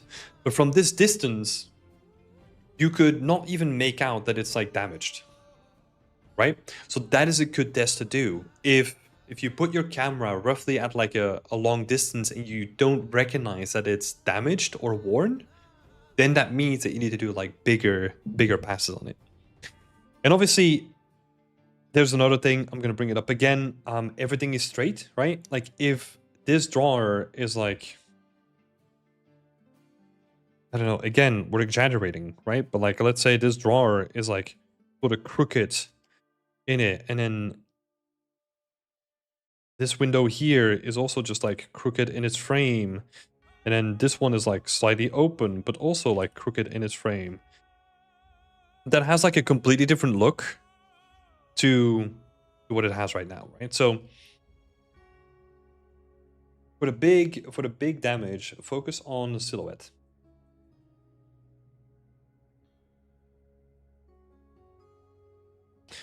And do like these impactful changes, right? Of course, right now, what you don't want to do, this is important to bring up, these kind of adjustments where you like slightly rotate like one of the drawers or one of the cabinet things, that is something that I would do in the low poly. You don't want to do that in the high poly because then that makes your low poly like offset and you have to adjust your low poly again. I would honestly wait for that until the end, but it's good to keep in mind that that is a pass that you need to do. So if you're going to break up the silhouette, I would do that in the sculpt. But if you want to do those minor changes in the sculpt, you can do that at the end. So yeah, let me write that down. So if you break the silhouette or destroy the silhouette, that is high poly time, right? So in this case. And if you then just want to move, scale, or rotate, that can all be done in the low poly. That's the way that I usually do stuff. Right? Thank you, Senkai. Great stuff. I know that I'm skipping through it, but I love the way that you're going about it, especially with some bigger pieces of damage. You got some like nice, interesting bits going on already. But think about where they would be, right? Like on the edges of things, on the corners of things. That's where you're going to see a lot of damage. So keep that in mind. But yeah, like Burak is saying, lovely job already. I think really nicely sculpted. Yeah, good stuff. One thing that might be interesting to consider.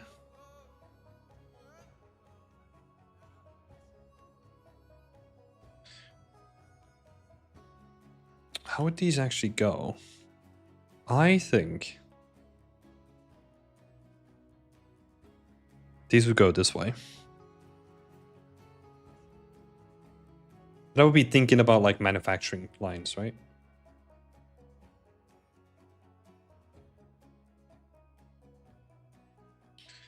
How was this cabinet made?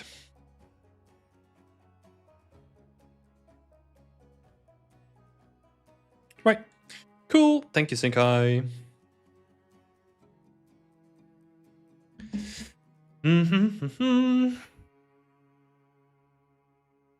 Gal is saying, in which case would you choose to do decimate? Decimate over doing retopo. So in very broad terms, retopologizing is something that you do on something that needs to be animated because you need to have dependable topology compared to decimate for anything that's static in a very quick way. Regarding to UV, you can always just unwrap your mesh by angle. Yeah, I mean, there's an example in my stream from last week, right? Where on more organic surfaces, it just doesn't work that well. So you will have to do like shortest path or something like that. We did last time. I feel like I missed a question before. So it's fine to leave it decimated if it's a static mesh? Well, yeah, see, but with the context of if you want to showcase it on your portfolio, you should still retopologize. Because you still want to showcase that you can optimize, right? But for anything that is, so I would honestly only do it on like your hero prop, right? Like the most important thing in your scene. Try to make it really clean, really polished, do all the game art stuff. And then anything else in the scene, you can just decimate it. As long as you can showcase it, you can also do like the full pipeline, right?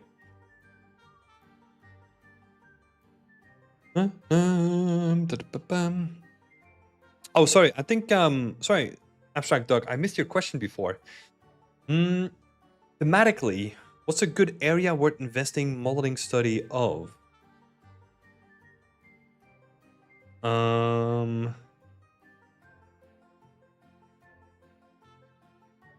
me see. I'm not sure that I get what you mean. What's a good area worth investing modeling study of? I mean, if you wanna study certain things to get better at modeling, right? I would focus on the broad categories first. Do you want to go hard surface or do you want to go more organic, right? That's like the biggest divider in the beginning.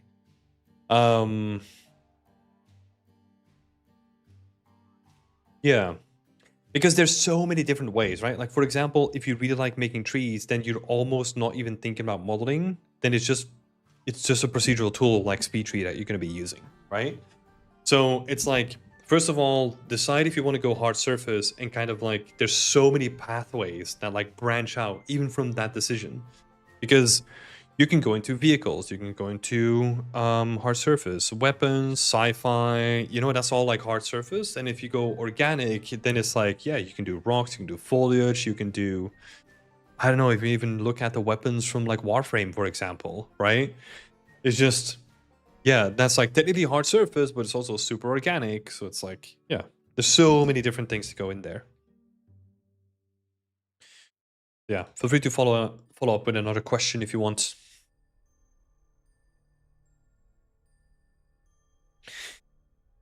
Tika is saying, and in your spare time, you can do what you want if you figure that direction out.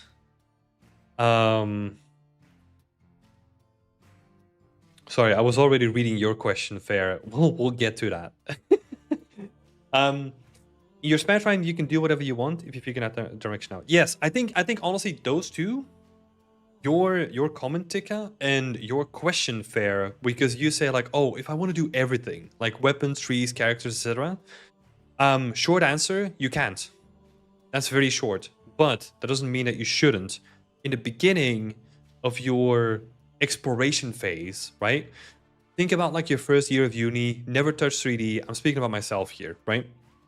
First year of uni, never touched 3D before. The goal back then was explore.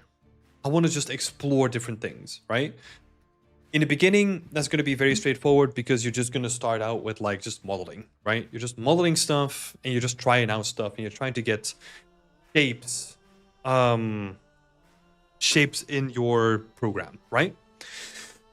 But at a certain point, it is going to be very unrealistic.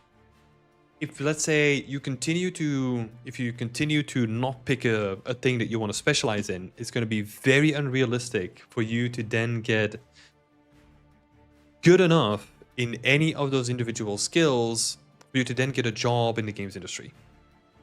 That is honestly just the reality of it. Especially in this day and age where competition is fierce, you have to stand out in a certain way.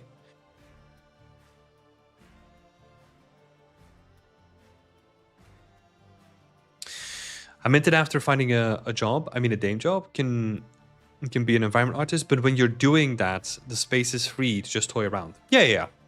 So yeah, that's another thing, right? Once you do get into the industry, that doesn't mean that you have to stick to that one thing that you picked, right? You're still free to choose whatever you want to do afterwards. And that's where I recommend, like, hey, let's say I got in as an environment artist, but the real experience of working as an environment artist in games, I don't know, for whatever reason I didn't like it. Then it just becomes time like, okay, how do I use those skills that I learned to maybe pivot into character art, right? And then you can do that on your own time. Because also that can be like a good motivational thing where you're doing like a thing that you're okay at work, and then you pick up like a new skill like outside of work, right? And that's a good thing to make you a bit more interesting for future hiring opportunities as well. Maybe the example that I gave, like environment and character, that's a bit too broad, right? Because then we're almost thinking about like, again, you're running into the same issue. Like, how are you going to get good at both of those things at the same time? unless you just want to completely pivot to character art, right? But yeah, all I wanted to say there is that that doesn't mean that if you pick something and you get that job in the industry, that is the thing that you're gonna have to stick with for the rest of your life, right? You can still pivot. Because saying character armor is also a prop if you squint at it. Yeah. Squint really hard and everything becomes a prop, you know? For sure. Well, if you squint hard enough and you press pause in your game, everything is a prop, right? Everything's static. Yeah. Can I be a prop? Yeah, sure.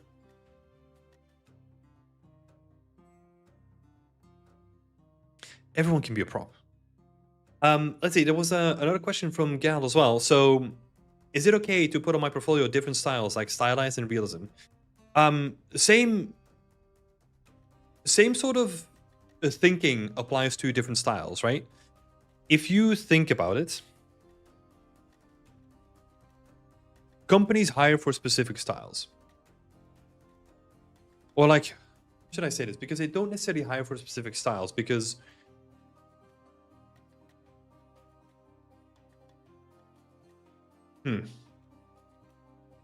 it's interesting. If I really think about it,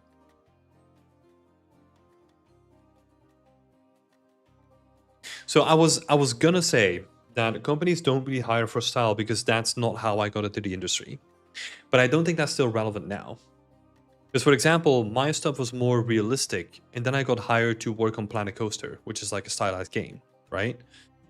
But I think these days the market is completely different, so that doesn't apply anymore.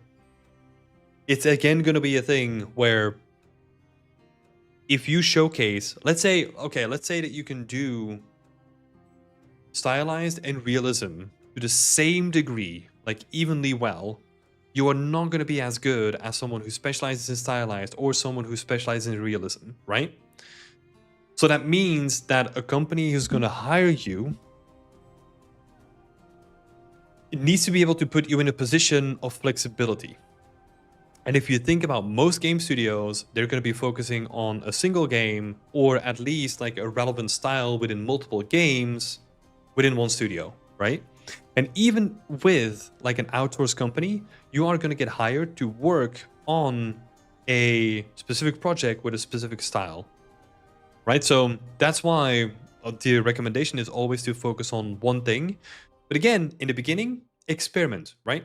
In the beginning, you have to experiment with stylized and then realism, and then I don't know, do like 2.5D and like I don't know, do hand painted and experiment with stuff, right? Because that's the only way that you're actually going to figure out what you like. If you just go into stylized and you think that stylized is always going to be your thing, whenever you haven't experienced anything else, then how can you really tell? Right? Statues or props? Yeah, statues are an interesting one because I've had to make some statues with honestly that same justification of like, hey, statues or props, right? We're not gonna put this on like the character art. It's like, okay, I guess I'm doing a statue now. Dang it. Outsourcing my dream job because I like to be not style shy. Yeah, but here's the issue, right? Even let's say you work in like an outsourcing company. That company is going to build up a client list or games that they work on, and then they are going to use those games to promote their next clients, right? So what do you think is going to be like the natural effect of that? That if you work for a company that has been doing stylized work, they're going to get more stylized work. So even an outsourcing company is going to be very style specific. I think what I was talking about, if you work for a company that has like multiple projects that they work within, I don't think the variation is going to be stylized on the other thing, like on the one end, and then like super realistic on the opposite end. I think it's very difficult or very rare to find a company who's going to be doing that because that's like really hard to market from a business perspective, if you get what I mean. Character artist Tim. Oh my god. Yeah, I mean, I've done I've done the crash test dummies in Planet Coaster. That was like my thing, and I made a statue in that as well. But God, yeah, no, I don't want to be a character artist. Ugh. The guy saying, then I'll just do one style as my spare time talk. Yeah, 100%. I think that's the best way to go about it. Basically, the way that I've built up my career is that whatever I was doing in my personal time was because I couldn't do that in my actual time. And I think that was super, super interesting, right? So if I was doing like a lot of like modeling at work, I would do a lot of textures or like materials at home. And if vice versa, right? So yeah.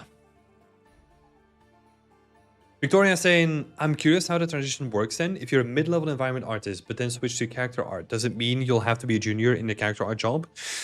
That depends. I think it depends on your skill level that you bring, right? Like if you make like kick-ass characters, you can negotiate to get in that way.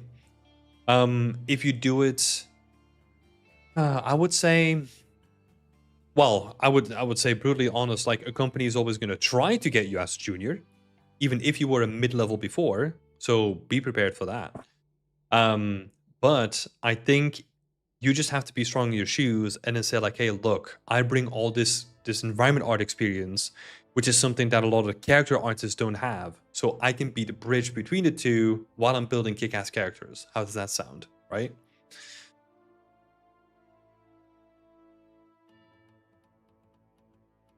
Why? Oh, sorry, there's a little bit of a delay, Burak. So can you specify what you're asking about?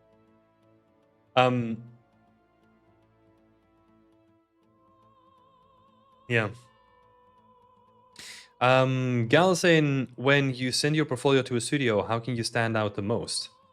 Really, really good quality. For an environment artist, storytelling. I think the really, really good quality part is the thing that you need to focus on the most. And then storytelling is what a lot of people are still not doing, even though I'm freaking shouting from it for like years and years and years. So Burak is asking, in reference to that, I was saying, even if you are a mid, they're going to hire you as a junior. Well, yeah, if you make a career switch, right? If you go from a mid environment artist, most of your skills that you brought to the table as an environment artist are not going to be relevant to character art. And if you think about it that way, a company is always going to see like, hey, look, you might have been like an environment artist before, but we want you to make characters now. And there's no like track record of you doing any good stuff in a production environment like that, right? Yeah. Storytelling, you say, how about I wreck my environment and have damage and cut decals? You know what? I'll take it, Tika. I'll take it.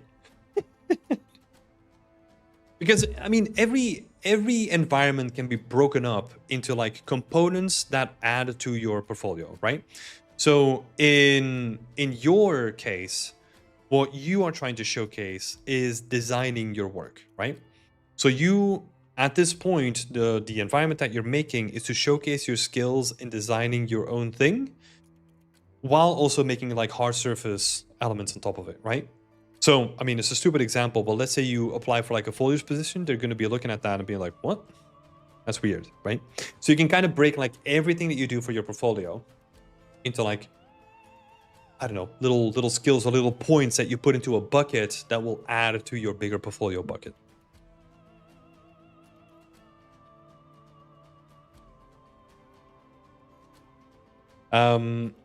Yeah, but Gal, you were asking, when you send your portfolio to a studio, how can you stand out the most? Yeah. I mean, there's so many ways to stand out. I think even at this point, yeah, we talked about like really good work. We talked about storytelling. Attention to detail is also like really stressing over the details is a big one for me, and the big one for the entire industry, right? Because a lot of people are doing good work. But if you can stand out doing great work by focusing on the details, that's the thing that makes you stand out, right? If you look, for example, at my portfolio review streams that I do every Friday, I think last week, and I was reflecting on this, I spent a lot of time talking about presentation. And maybe I went a little bit too overboard. But presentation is a huge thing. I've known people who've gotten job recommendations from making like a breakdown that was so well laid out and so interesting to look at that it got shared around internally into our studio. And then we invited them for like a chat, right? A demo reel? No, not in games. No one looks at a demo reel in games. That's more like a VFX thing. Topsy is saying you want to create an experience for the employer. Yeah, that sounds very, how would I say this? Like very producty of you, you know? Even while I don't disagree with what you're saying, right? It's like you kind of want to make like a memorable thing for a hiring manager, right? And that can be, you know, sometimes that can be like a game that you both enjoy. Sometimes that can be like a really interesting cover letter. Sometimes that can be like a really interesting laid out CV. Sometimes that can be like a really well laid out like breakdown. It can be all those things. But yeah. No, Rustam. Yeah. This is what I'm trying to avoid, right? Like, it's not it's not because you make a really good breakdown that is the only key to the castle, right? But it's one of the components of making an interesting portfolio, right? Because I mean, there's people so this is a while back, but like there's people that stood out because they were making like meme kind of content from their work, right? And sure, like there will be employers that look at that and find it funny, and then that might land you the job. Or for other people, it might be like a breaking moment, right? But yeah.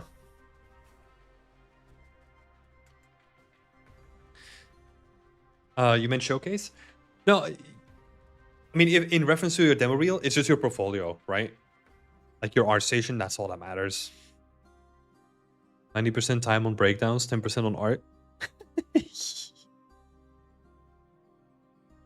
Making more than pretty pictures. Yes. Yeah. 100%. 100%. Yeah, it needs to be... It needs to be something where I look at like 100 ArtStation accounts. What is going to make yours stand out, right? And that can be any sort of thing. Like, really.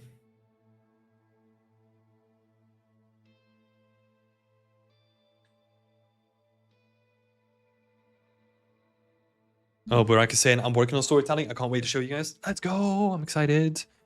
If we do modular pieces, is it good to shop in, to show in a breakdown, like illustrated lines connecting and showing that it can be level designed however you want? No. So in that case, what you want to do is you want to make something really kick-ass, make it look really good art-wise, that you can't even recognize the modular pieces, and then show that it's built in a modular way. So I'll give you a good example. This is one of my favorite examples that I keep bringing up.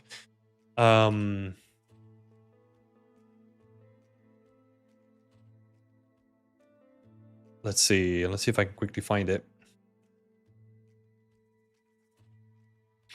It's this thing.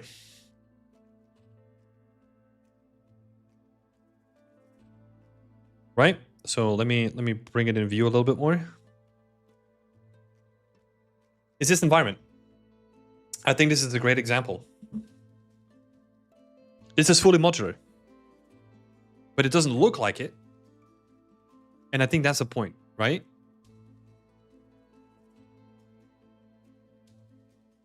Because then if you go and look at it, you go and look at the post, and you scroll down, and just like, oh yeah, here's all the modular pieces. Right? And if my first impression is like, man, that looks sick, and then you scroll down, and it's like, oh, and it's modular? What? That's good.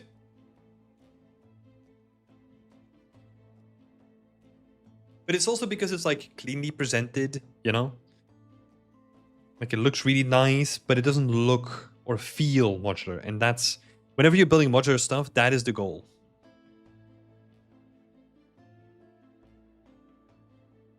You have a link for that piece? I sure do. I sure do.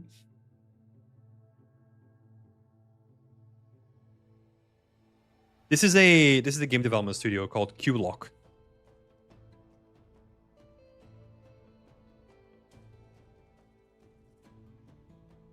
This is an old one, right?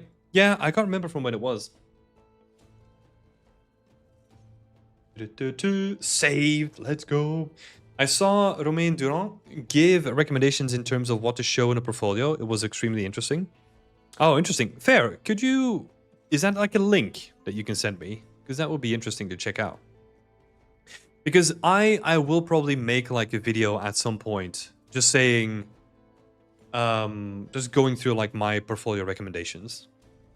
I mean, if we're doing this, I'm learning a lot from like portfolio reviews again, so it's time that we make like something like that. Only serious posts? Yeah. Well, this is also a good thing, right? Like, if you are a person who really makes like, I don't know, humor like a big thing on their portfolio, or like the way that you interact online or something like that can really work out for you, right? It's just, it needs to be your thing, and it needs to be true to who you are, right? And if you can then infuse that in your portfolio somehow, right, without distracting from like a bunch of stuff, I think that can work out really well. My goal from the beginning, and the thing that I enjoyed the most, was like doing a lot of experimental stuff while also helping other artists kind of experiment and grow their thing, right? So that is my thing, and that's the way that's kind of like my thread that I followed, and I think that like in large part contributed to like how visible I am or want to be online as well, right? So yeah, I've kind of woven all the things that I like with like expressing myself online and marketing and networking, whatever you want to call it, like was kind of just like I guess a business decision. Little link, he talked about it in his Discord. I can DM you the screenshot so you can show it on stream. Yeah, if it's coming from a Discord, I don't want to steal the thunder, you know, but it would still be interesting to read though, Fair. You can send me it. That would be amazing. So I can still be a knife on a gun artist? Yeah. Oh, well, if we're talking about that example, so let me show you. So William, the person that I did my podcast with, a good buddy of mine, one of his older posts, you know, he loves his like hard surface stuff. He's always loved weapons, like he's really good at them. But look at this. You know, that is like an example on how you can bring like humor and like, I don't know, some over the top stuff to something that looks really, really good and is really impressive from like a technical perspective, right? Yeah, cursed, exactly. But it attracts attention, but it's still showcasing like attention to detail, like the high quality stuff that he's bringing to the table, right? And it's filled with storytelling, you know? It's a perfect gem, not cursed. And that's what I mean, right? Like you can put your own spin on things and still keep it like relevant, right? Gal is asking, how can you create storytelling when you follow a concept art? The concept is pretty clear and there's no damage on the wall or dust or something like that. So, I mean, there's a part of it where you should deviate from the concept, right? If you think that like there's no interesting storytelling and you want to infuse it into it, you have to build it yourself. If you're at the starting point and you want to build the storytelling from the ground up, then honestly, it's better to pick a concept that has storytelling built into it. Sent them. Thank you. I appreciate it. Appreciate it, Fair. It's awesome. I will have to read through that. That's going to be my my sleeping time, like reading for tonight. So thank you for that. Freaking portfolio notes. Reminds me of my weapon, the shotgun axe. Basically, the whole idea was if I make it a redneck build of a gun. Yeah, exactly. And that's interesting, right?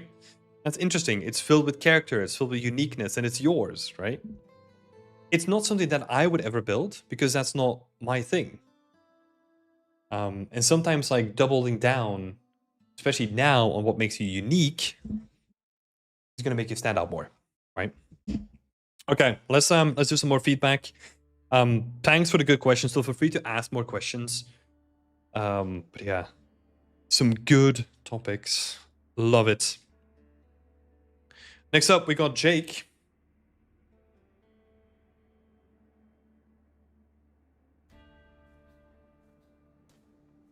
Jake is working on the final university project. So, first question is, any feedback on texturing the wooden planks would be great. Anything that instantly stands out as wrong. Cool. So, a couple of things immediately. It was really hard to see the individual planks. It is almost like, it's just like, I'll note it down. It's almost like we're just doing this. That is not what I kind of want to see in wood planks, right? If you look at some like wooden plank walls, and I think maybe this is the sort of way that they're built, is that if you think about the functionality of them, is they kind of have like one wood plank like this, and then the other one begins like underneath it, and then the other one begins underneath it. Because if you think about the rain, it is then going to drip off the paneling and then on the floor, right? So it's against like, it's like weathering proof. That's the first thing that I would say. Maybe this is also the sort of paneling that you want to go for. But if not, then at least highlighting some of the splits and making them individual panels would be the thing to do. Because right now it just feels like way too soft. So making them, yeah, a little bit of gaps in between them would be good. But if this is for your walls, it is probably gonna be like something like this slanted wood paneling that is very common on like these wood style buildings.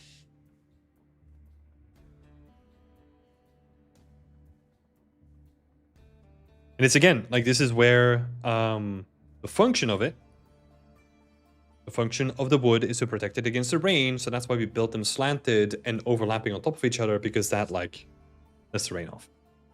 There's another thing that I want to say is currently you have one seam in your wood, which is you have like all your little like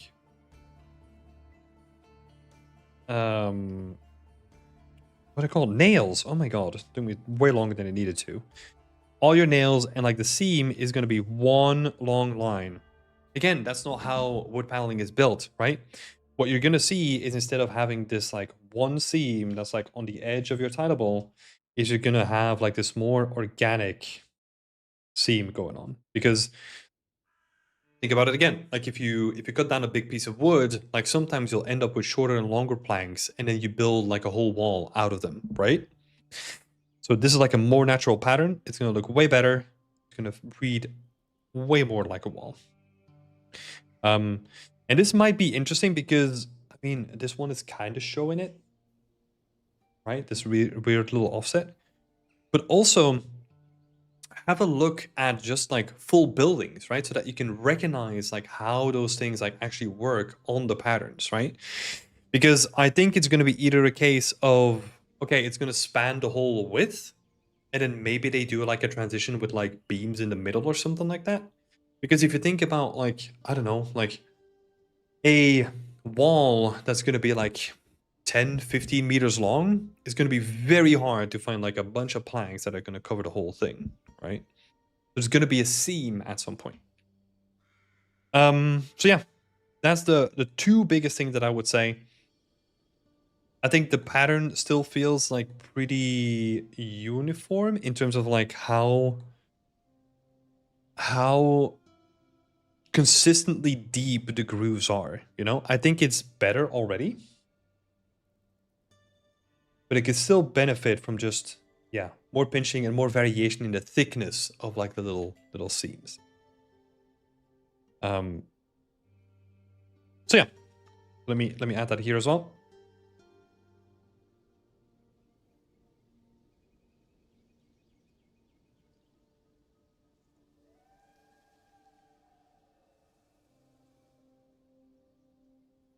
More variation in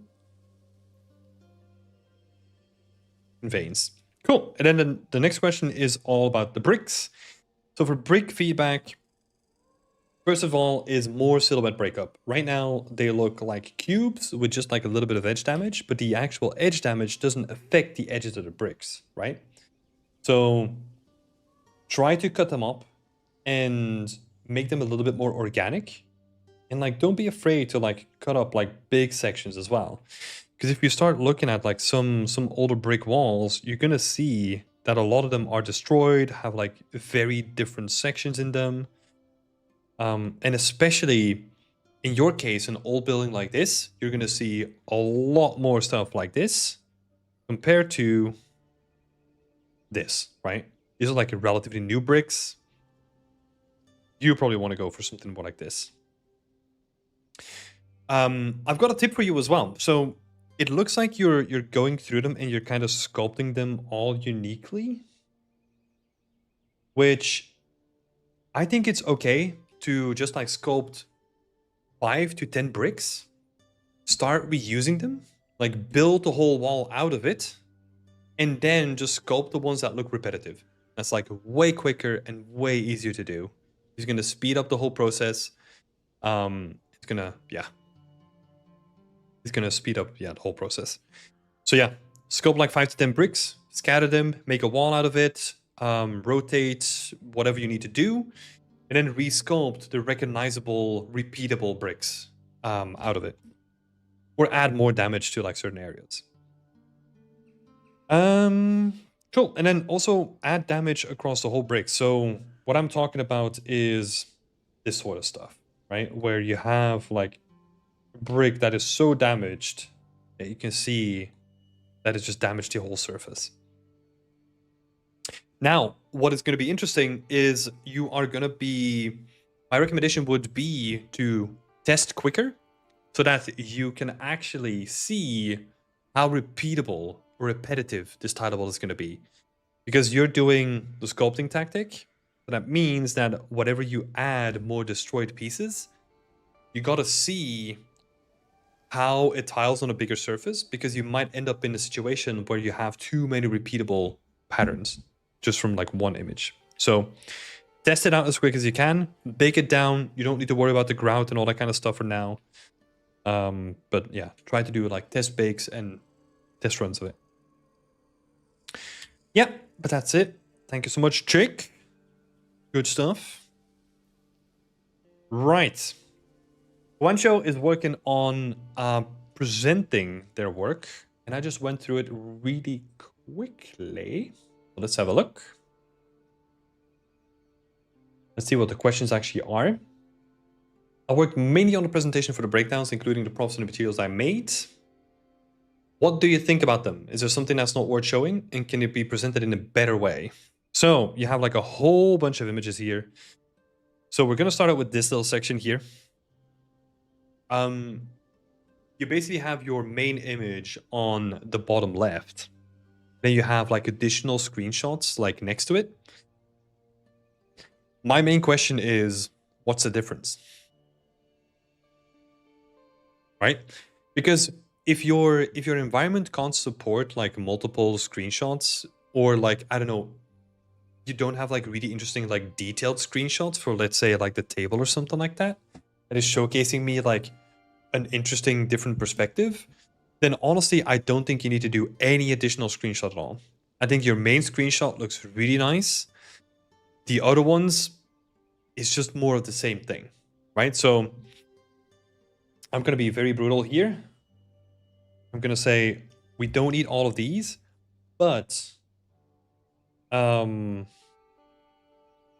if your assets support it, do detail shots. Like zoom in on like a little area like this, for example, and then this becomes like your detail shot, right? Something like that can be interesting. But find those opportunities. But if it looks super similar to the main screenshot, it is honestly not worth it for putting it up on your portfolio, because what you're doing is you're diluting a person's attention when they go onto your ArtStation, right? And you wanna be respectful of their time. So yeah, I would cut these like main shots out, especially because they're not showing anything different, and focus maybe on detail shots. That was the first thing. We're gonna go to this side because this looks freaking awesome. This looks way better than last week, right? Like, what a big difference this makes. And this is all stuff that you had lying around already, right? It's just using the floor. You have like a nice gradient going in the back. The scenes are beautifully lit. I like it. These are great. Like, these look amazing, honestly. There were a couple of comments to add. I think the angle for this one is just too high, because all the other ones, they look so nice from like a natural, like human angle, that this one feels like really weird. So I would just take this screenshot from like the same sort of angle. And then potentially...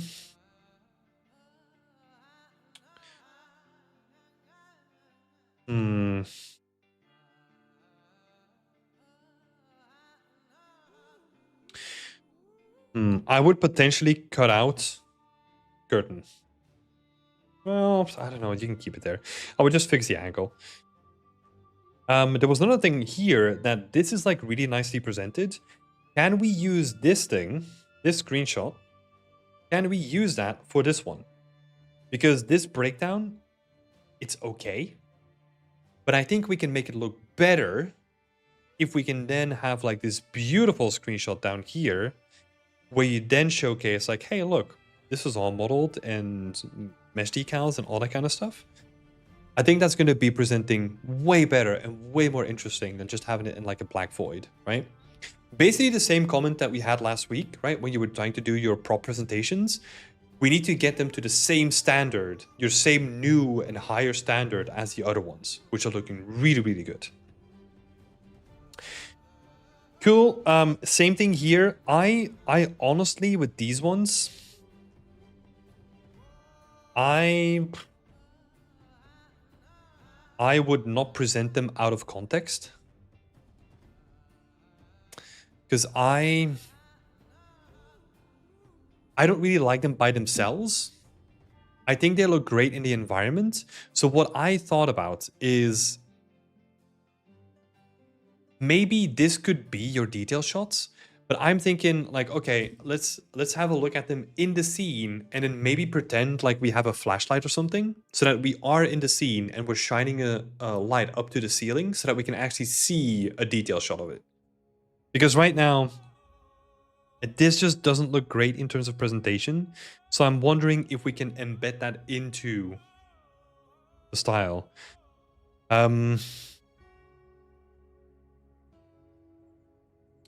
Yeah, it would also be fine for them to not be shown off as like a separate thing. The reason for that being is that if you think, how should I say this? A portfolio is always going to be a showcase of your best work, right? And sometimes not showing something off can also be a good indication of higher standards. So if you then say like, hey, look, this just doesn't look good by itself, and I find it really tricky to present it in the scene, then maybe don't present it as like a separate thing.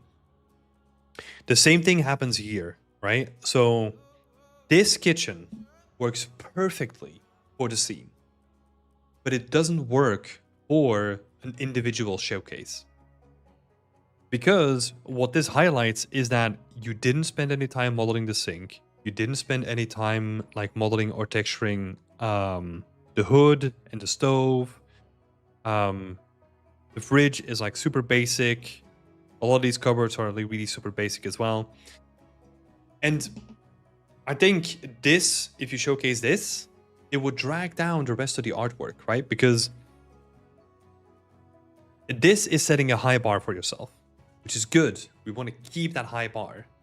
But if you then say like, hey, look, I didn't model, and I know the reasoning behind it, right? You didn't model any details on the fridge. You didn't model like anything on the sink. You didn't model anything on the stove because, let's be real, you can barely see them. But then also in this case, I would just say like, just don't show them off as like a separate showcase, because then we're highlighting the things where you failed, right? You don't want to show off your failures, or like not failures, but like restrictions in time. So I would cut this off, because basically the way that I said it is like, it's a block out mesh. There's no textures. Do we want to show this off? I don't think so. Because we want to show off like the good stuff, right? Because this stuff looks really, really good. And we want to smack people over the head with like as much high quality stuff that we can. So that's what I would stick on. And then lastly, the textures. I think they are really, really nicely presented. But what I want to see is game art, right? So what texture resolution do they have? Where do they happen in the scene? It's missing some context. Even though I kind of like them as like individually, but it would be nice to dive more into the technicality, right? And like kind of get them in line with this sort of presentation too. What could also be nice is, let's see, how can we do this? You could show off like, if you remove this guy and the TV, you could almost use this as like a little template that you can then Photoshop on your material spheres or something like that. That might be interesting to experiment with. Yeah.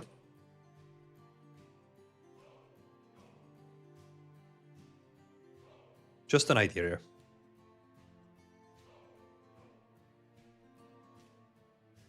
Right. Cool. Thank you, thank you.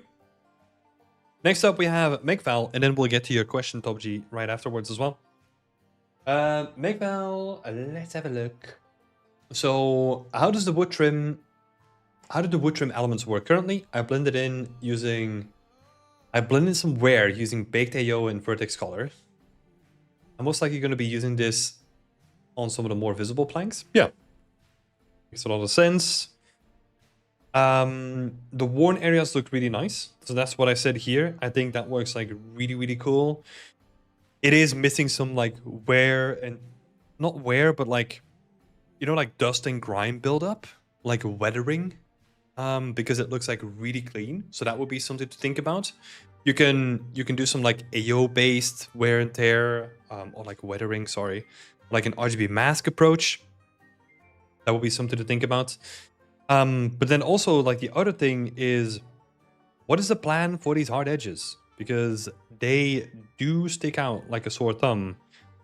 And I know that you try to do the beveled edges here, but it is something to take into account that they do create a seam, which is like pretty visible as well. So that is either an indication of not having the correct normal angle, right? So that the angle is not 45 degrees anymore, so it creates like a split in the normal. Or you might have sculpted on top of it, which is also going to break that angle, right? So that would be something to check if that angle that you have there is still 45 degrees. These edges, they're going to be tricky, right? Because like the current workflow that you're using works great for if you can map like all the edges. In this case, it becomes trickier, right? Because you have like a bunch of like organic shapes, and you could like the top surface is not going to be a big deal because that can just be like a strip, right? So that's going to have those edges. Difficulty here is doing this surface. You can have a transition going down from like the top to the side, but then the side is going to be more difficult, right? I might make them unique models since I have some painted patterns on there as well. Oh yeah. Yeah. If you're going to do that, that makes sense. And then we don't have to be worried about it, right? You can just sculpt 2 of them and then just use that. I think that's good. You could even use a combination where you can use your trim sheet to texture them. And then use the normal information from your sculpt or something like that. Yeah. I'm having the exact same problem with my scene. Yeah, that's unfortunately...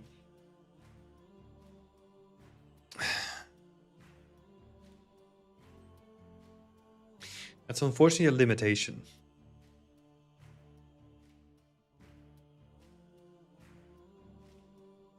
There are ways that you could like model your way around that. But yeah, you're gonna have to make a choice there, right? So the ultimate trim technique works great if you have like a dependable like edge, right? And if you plan for like all those edges. But yeah, for something like this, you might just have to make them unique. Your next question is, how do the new red and white bricks work? I think honestly they look really nice. Especially the red one here. And the transition between them looks quite nice. The only thing that I would say, right? So the blend here is good. It's like feeling nice. Oh my god, and we're gonna go back to the noise topic, right? But the plaster needs like more normal details on its surface, because it feels like we have like all these like nice little like normal details happening on the plaster, and then it transitions into the stonework. But I think in general, I think you've done a fantastic job of keeping like the noise at a low bar at the moment.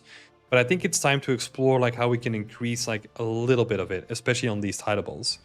Because if you compare the two, you can kind of see that like the big shapes in the normal map, they kind of have more variation to them and more depth, right? You're saying the normal intensity is quite low right now as well for the plaster bit. That makes sense. Even on the tiles, you could increase it a little bit to have them like pop out a little bit more. But it really comes down to like, okay, how do we balance the two so that they get like blended a bit nicer, right? Because I think, yeah, I can kind of see the difference here if they kind of use like the same base and then just like a recolor. Something like this reads way nicer than the red one, right? So yeah.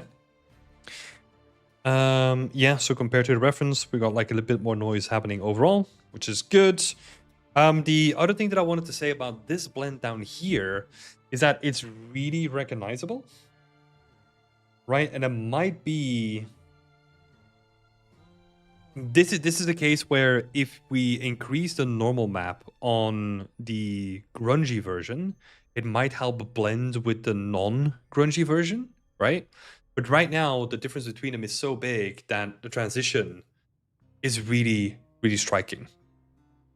That might also have to do with like the height map, maybe as well, where you might have to eat some of those transitions and work around it that way. But yeah, both things can work. Yeah, it's looking quite nice. I like it. I like it. I can't wait to see it on the full building and then see how it's all coming together. The white brick needs some more iteration. Yeah, that's all good. Iteration, that's what we're all about. Managed to get a pattern for the bricks that I finally like. It took a while. Yeah, man. Like it's not easy to get like really nice looking patterns, but I think, yeah, from all the iterations that I've seen, I do like this one as well. So good stuff, man. Good stuff. Oh, fair. You're using you're gonna use edge decals. Yeah.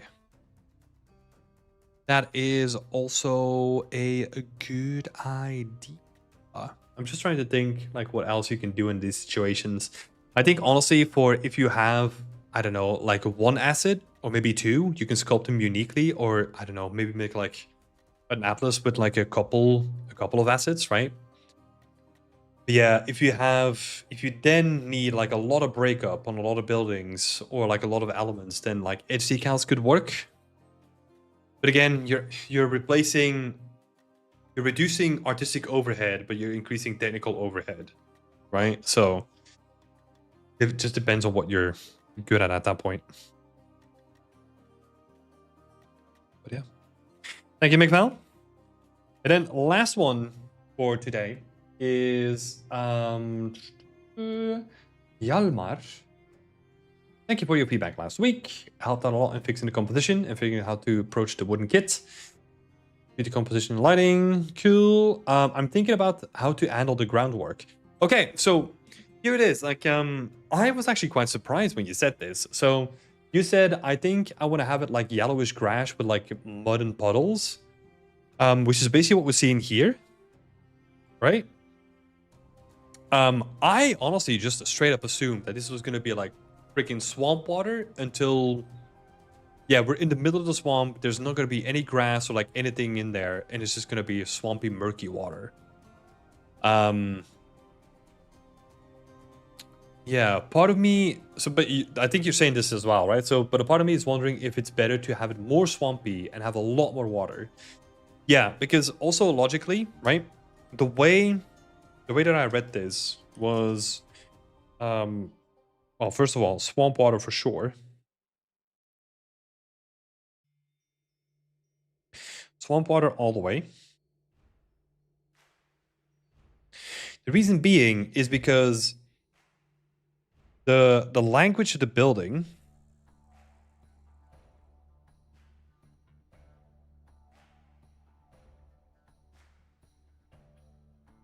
is an indication of it being like a watery, like a watery place, right? Because they built it on stilts to be away from the water, right?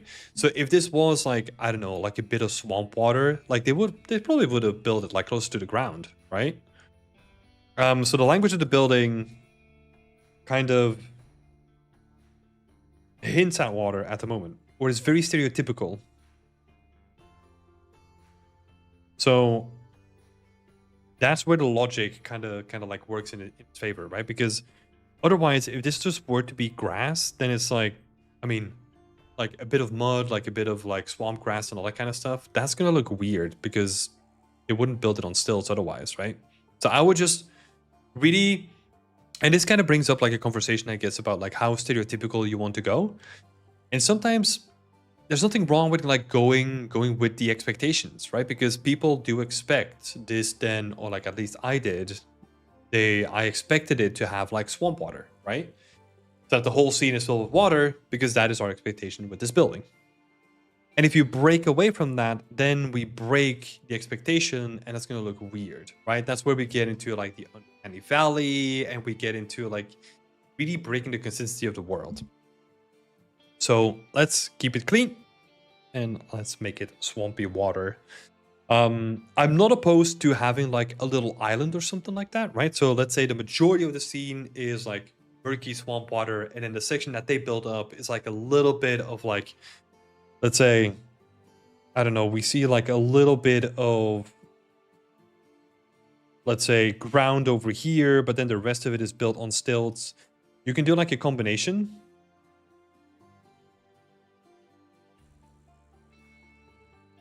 So like mud and water, that can work, right? If you want to get some variation in there. I don't think you need to, but that could potentially work. Let's see. The second question was, or was there a second question? Let me see. I was planning to use the Easy Rain plugin, which would allow me to get like wetness and puddle effects on the ground pretty easily. But if I do more like an actual pool of water, I need to get a shader for that specifically, right? Yes. Yes, you do. Yes, you do. I would recommend, if this is like one of your first environments, right? I don't have really any context here. If you want to do a water shader, honestly, just find a free one or follow a quick tutorial or something like that. Well, maybe not tutorial. I would honestly just get it from the marketplace.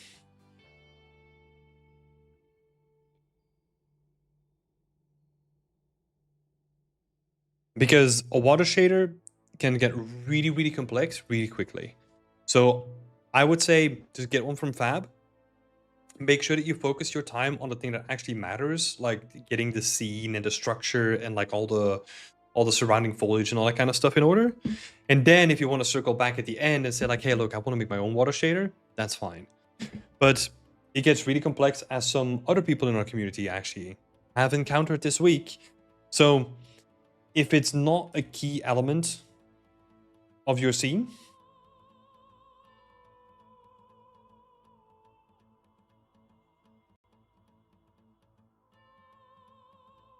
not a key component of your focal point. I'll make it more specific.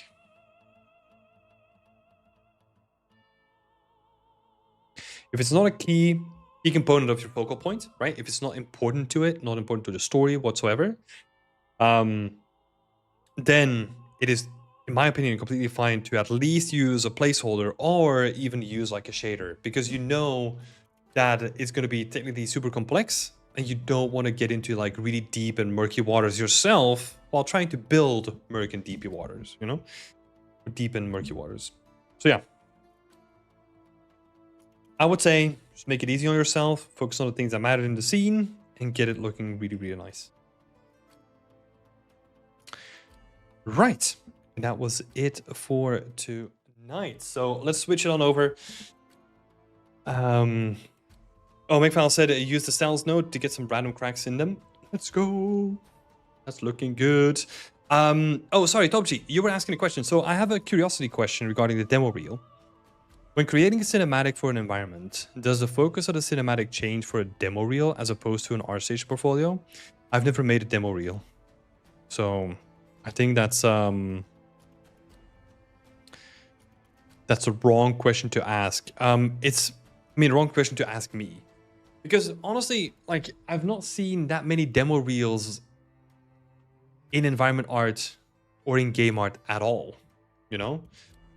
So they're not that common.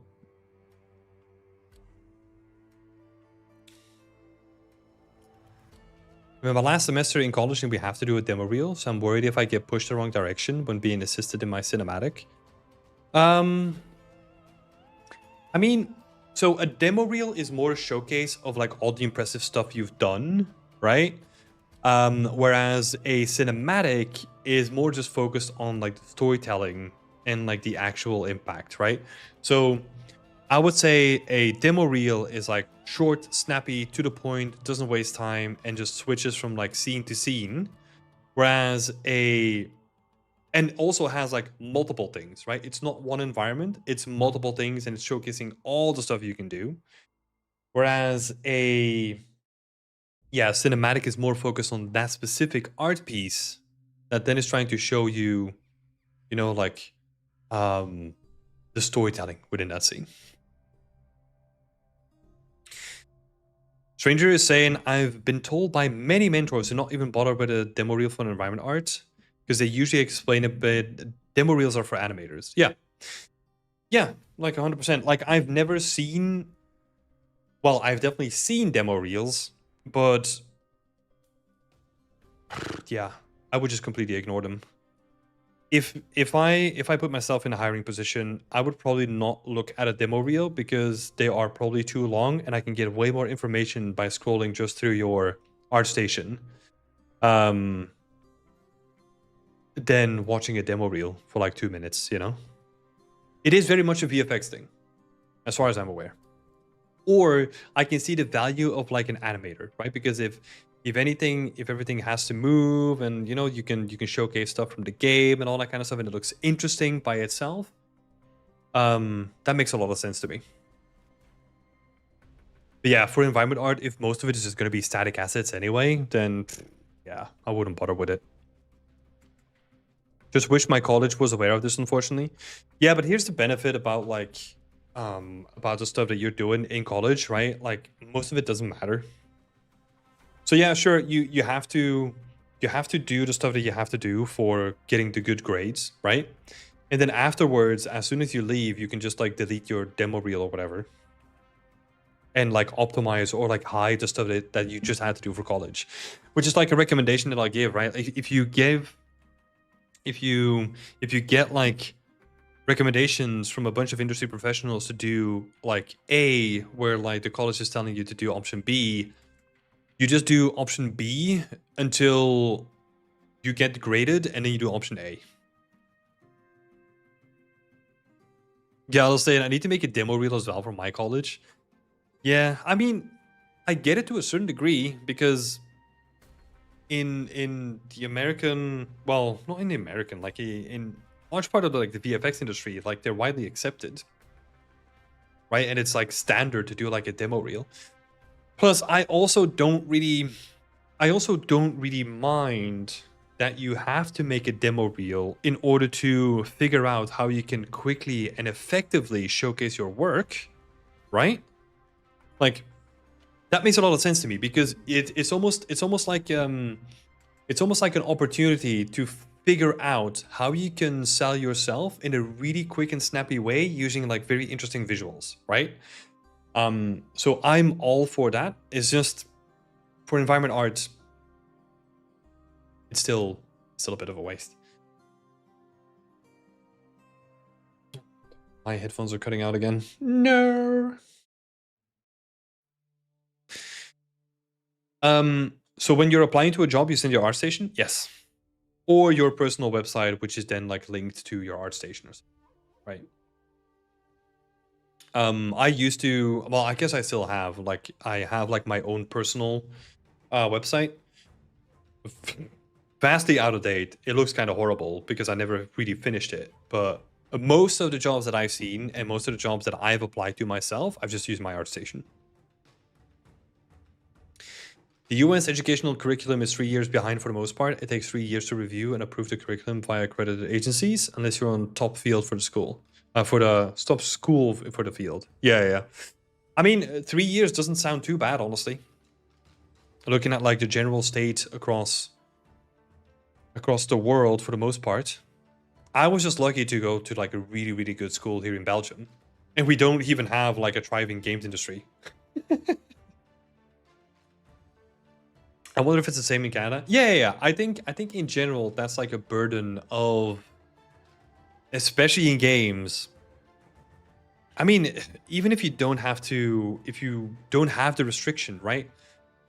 Let's say you are a teacher, and in most cases, at least like here in Belgium or something like that, you don't have like the benefit of like a part-time job and then becoming a teacher on the side, right? So that you can teach like actually currently relevant stuff.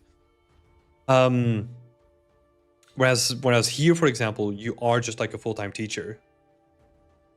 That means that by the time that you become a full-time teacher, you know, let's say you're a year or two behind and you don't like have any relevant experience coming in apart from like external sources, right? But most of that is in DA anyway. So yeah, if you're lucky, one of your teachers, one of them might be like fresh out of the industry and giving you like really relevant stuff. But then 2 or 3 years down the line, that might be irrelevant anymore, right? I do feel that for the most part, since we had like PBR, we haven't seen like any dramatic changes, right? We have some changes in the workflow. We have some like interesting techniques popping up, you know, like mid-poly becoming more and more of a thing for sci-fi.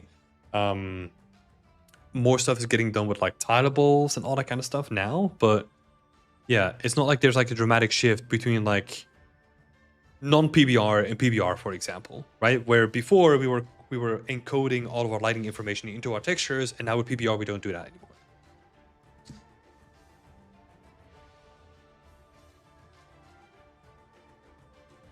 But we do have so many funds being like, hey, use us, begging us. Yeah, I mean, yeah.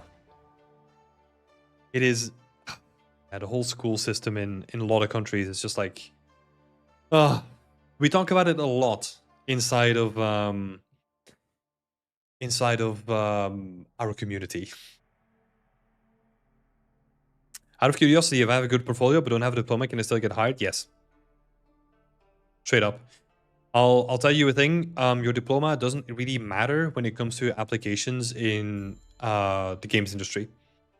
The only reason why it matters is if you want to move countries and you need to have a visa requirement for it. That's the main benefit of getting a diploma. The rest of it just comes down to your portfolio. What is the mid-poly workflow? Weighted normals? Yes. Yep. It's a workflow that Star Citizen uses. It's a workflow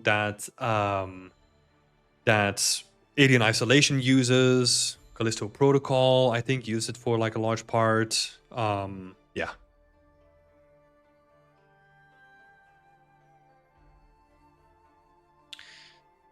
Out of curiosity, yeah. Hey Tim, sounds like a weird question, but how do we get better in art? Because it's easy to study the technical stuff, but you can't study art. I learned a lot of my art by drawing. And not that that is like a pre-requirement or like a prerequisite of becoming like a better environment artist, but I still teach a lot of stuff here, or I still give advice. I still give advice that is largely based from like the stuff that I learned when I was trying to get into concept art. Right? Like you learn a lot of stuff from doing 2D by just like trying to look at perspective, like how do you use like foreground, midground, background? How do you use contrast effectively? Most of it you also don't really need to. I mean, practicing definitely helps, right?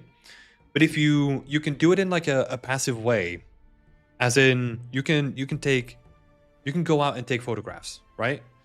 You don't need to even have like a fancy camera, but really think like with your phone, like how do you take like an interesting picture of stuff, and just go out in the wild and then see like, okay, what is interesting, what is drawing my attention, and then you come home and then you look at like, okay, why did that take my attention? Why did I take that picture in such a way, right?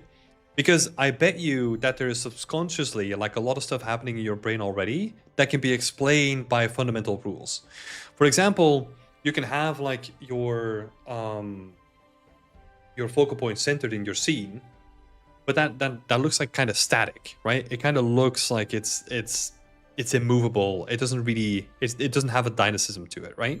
That's where the rule of thirds comes in, right? It gives you like a rule set that you can offset anything on your screen and then like, I don't know, build like some guiding lines towards it to make it more dynamic, right? And that like directly comes down to like what we're seeing or what we're talking about a lot here, right?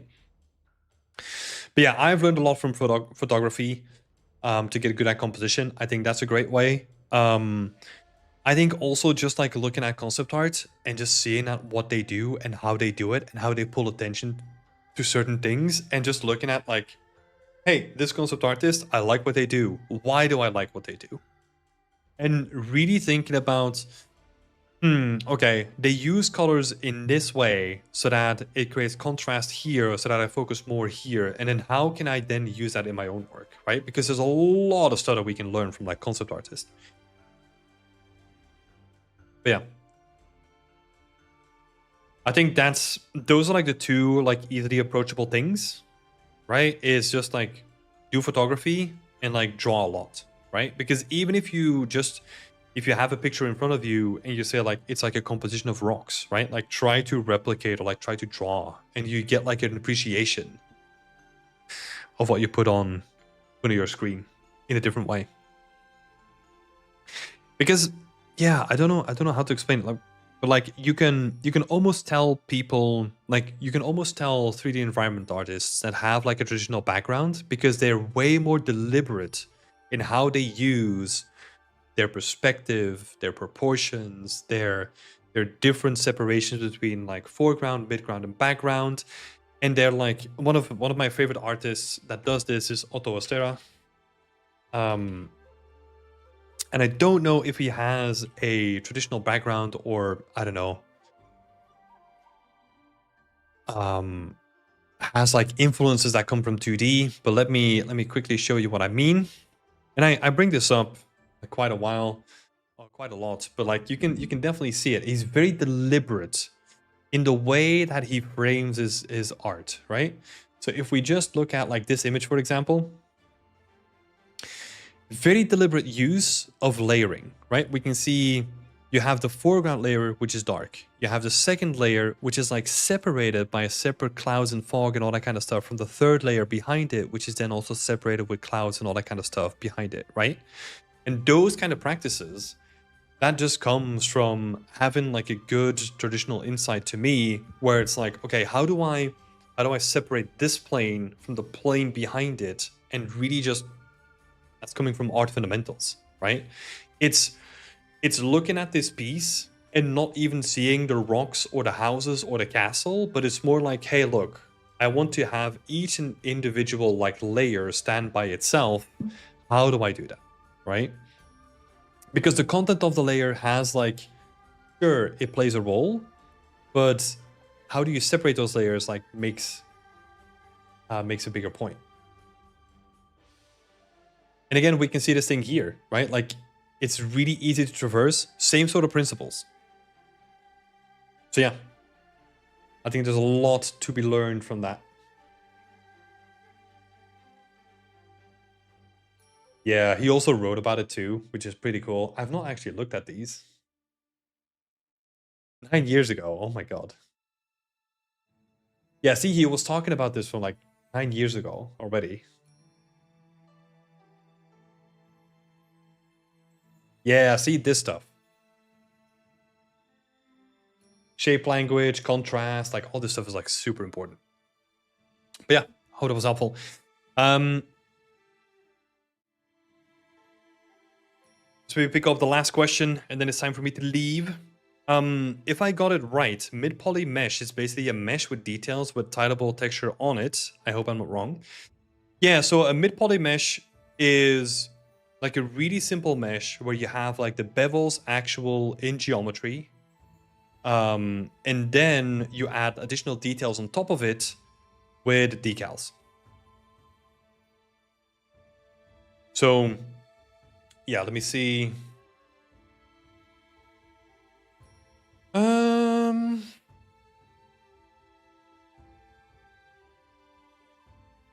Felix is my go-to person for this. Felix Leyendecker. He has one post here. That is a good showcase for it. I'll share this in the chat as well. Let me put it on the main screen. So I think this is a good showcase, right? This just showcases like all the different stages. So I wonder if I can stop this. Whatever. So we can see the first stage, it doesn't have any details. That is just your base geometry. And then the second layer is where we have like all the details. Those are just like little strips of geometry that are laid on top of it, but they're mapped onto a specific decal sheet, which can be then added on top of like all that mesh, which adds like detail, right? And then on top of that, we have like some surfacing detail, and then we have like additional layer of like vignettes and like decals and all that kind of stuff. But that's more, or like, I guess, what would they call it?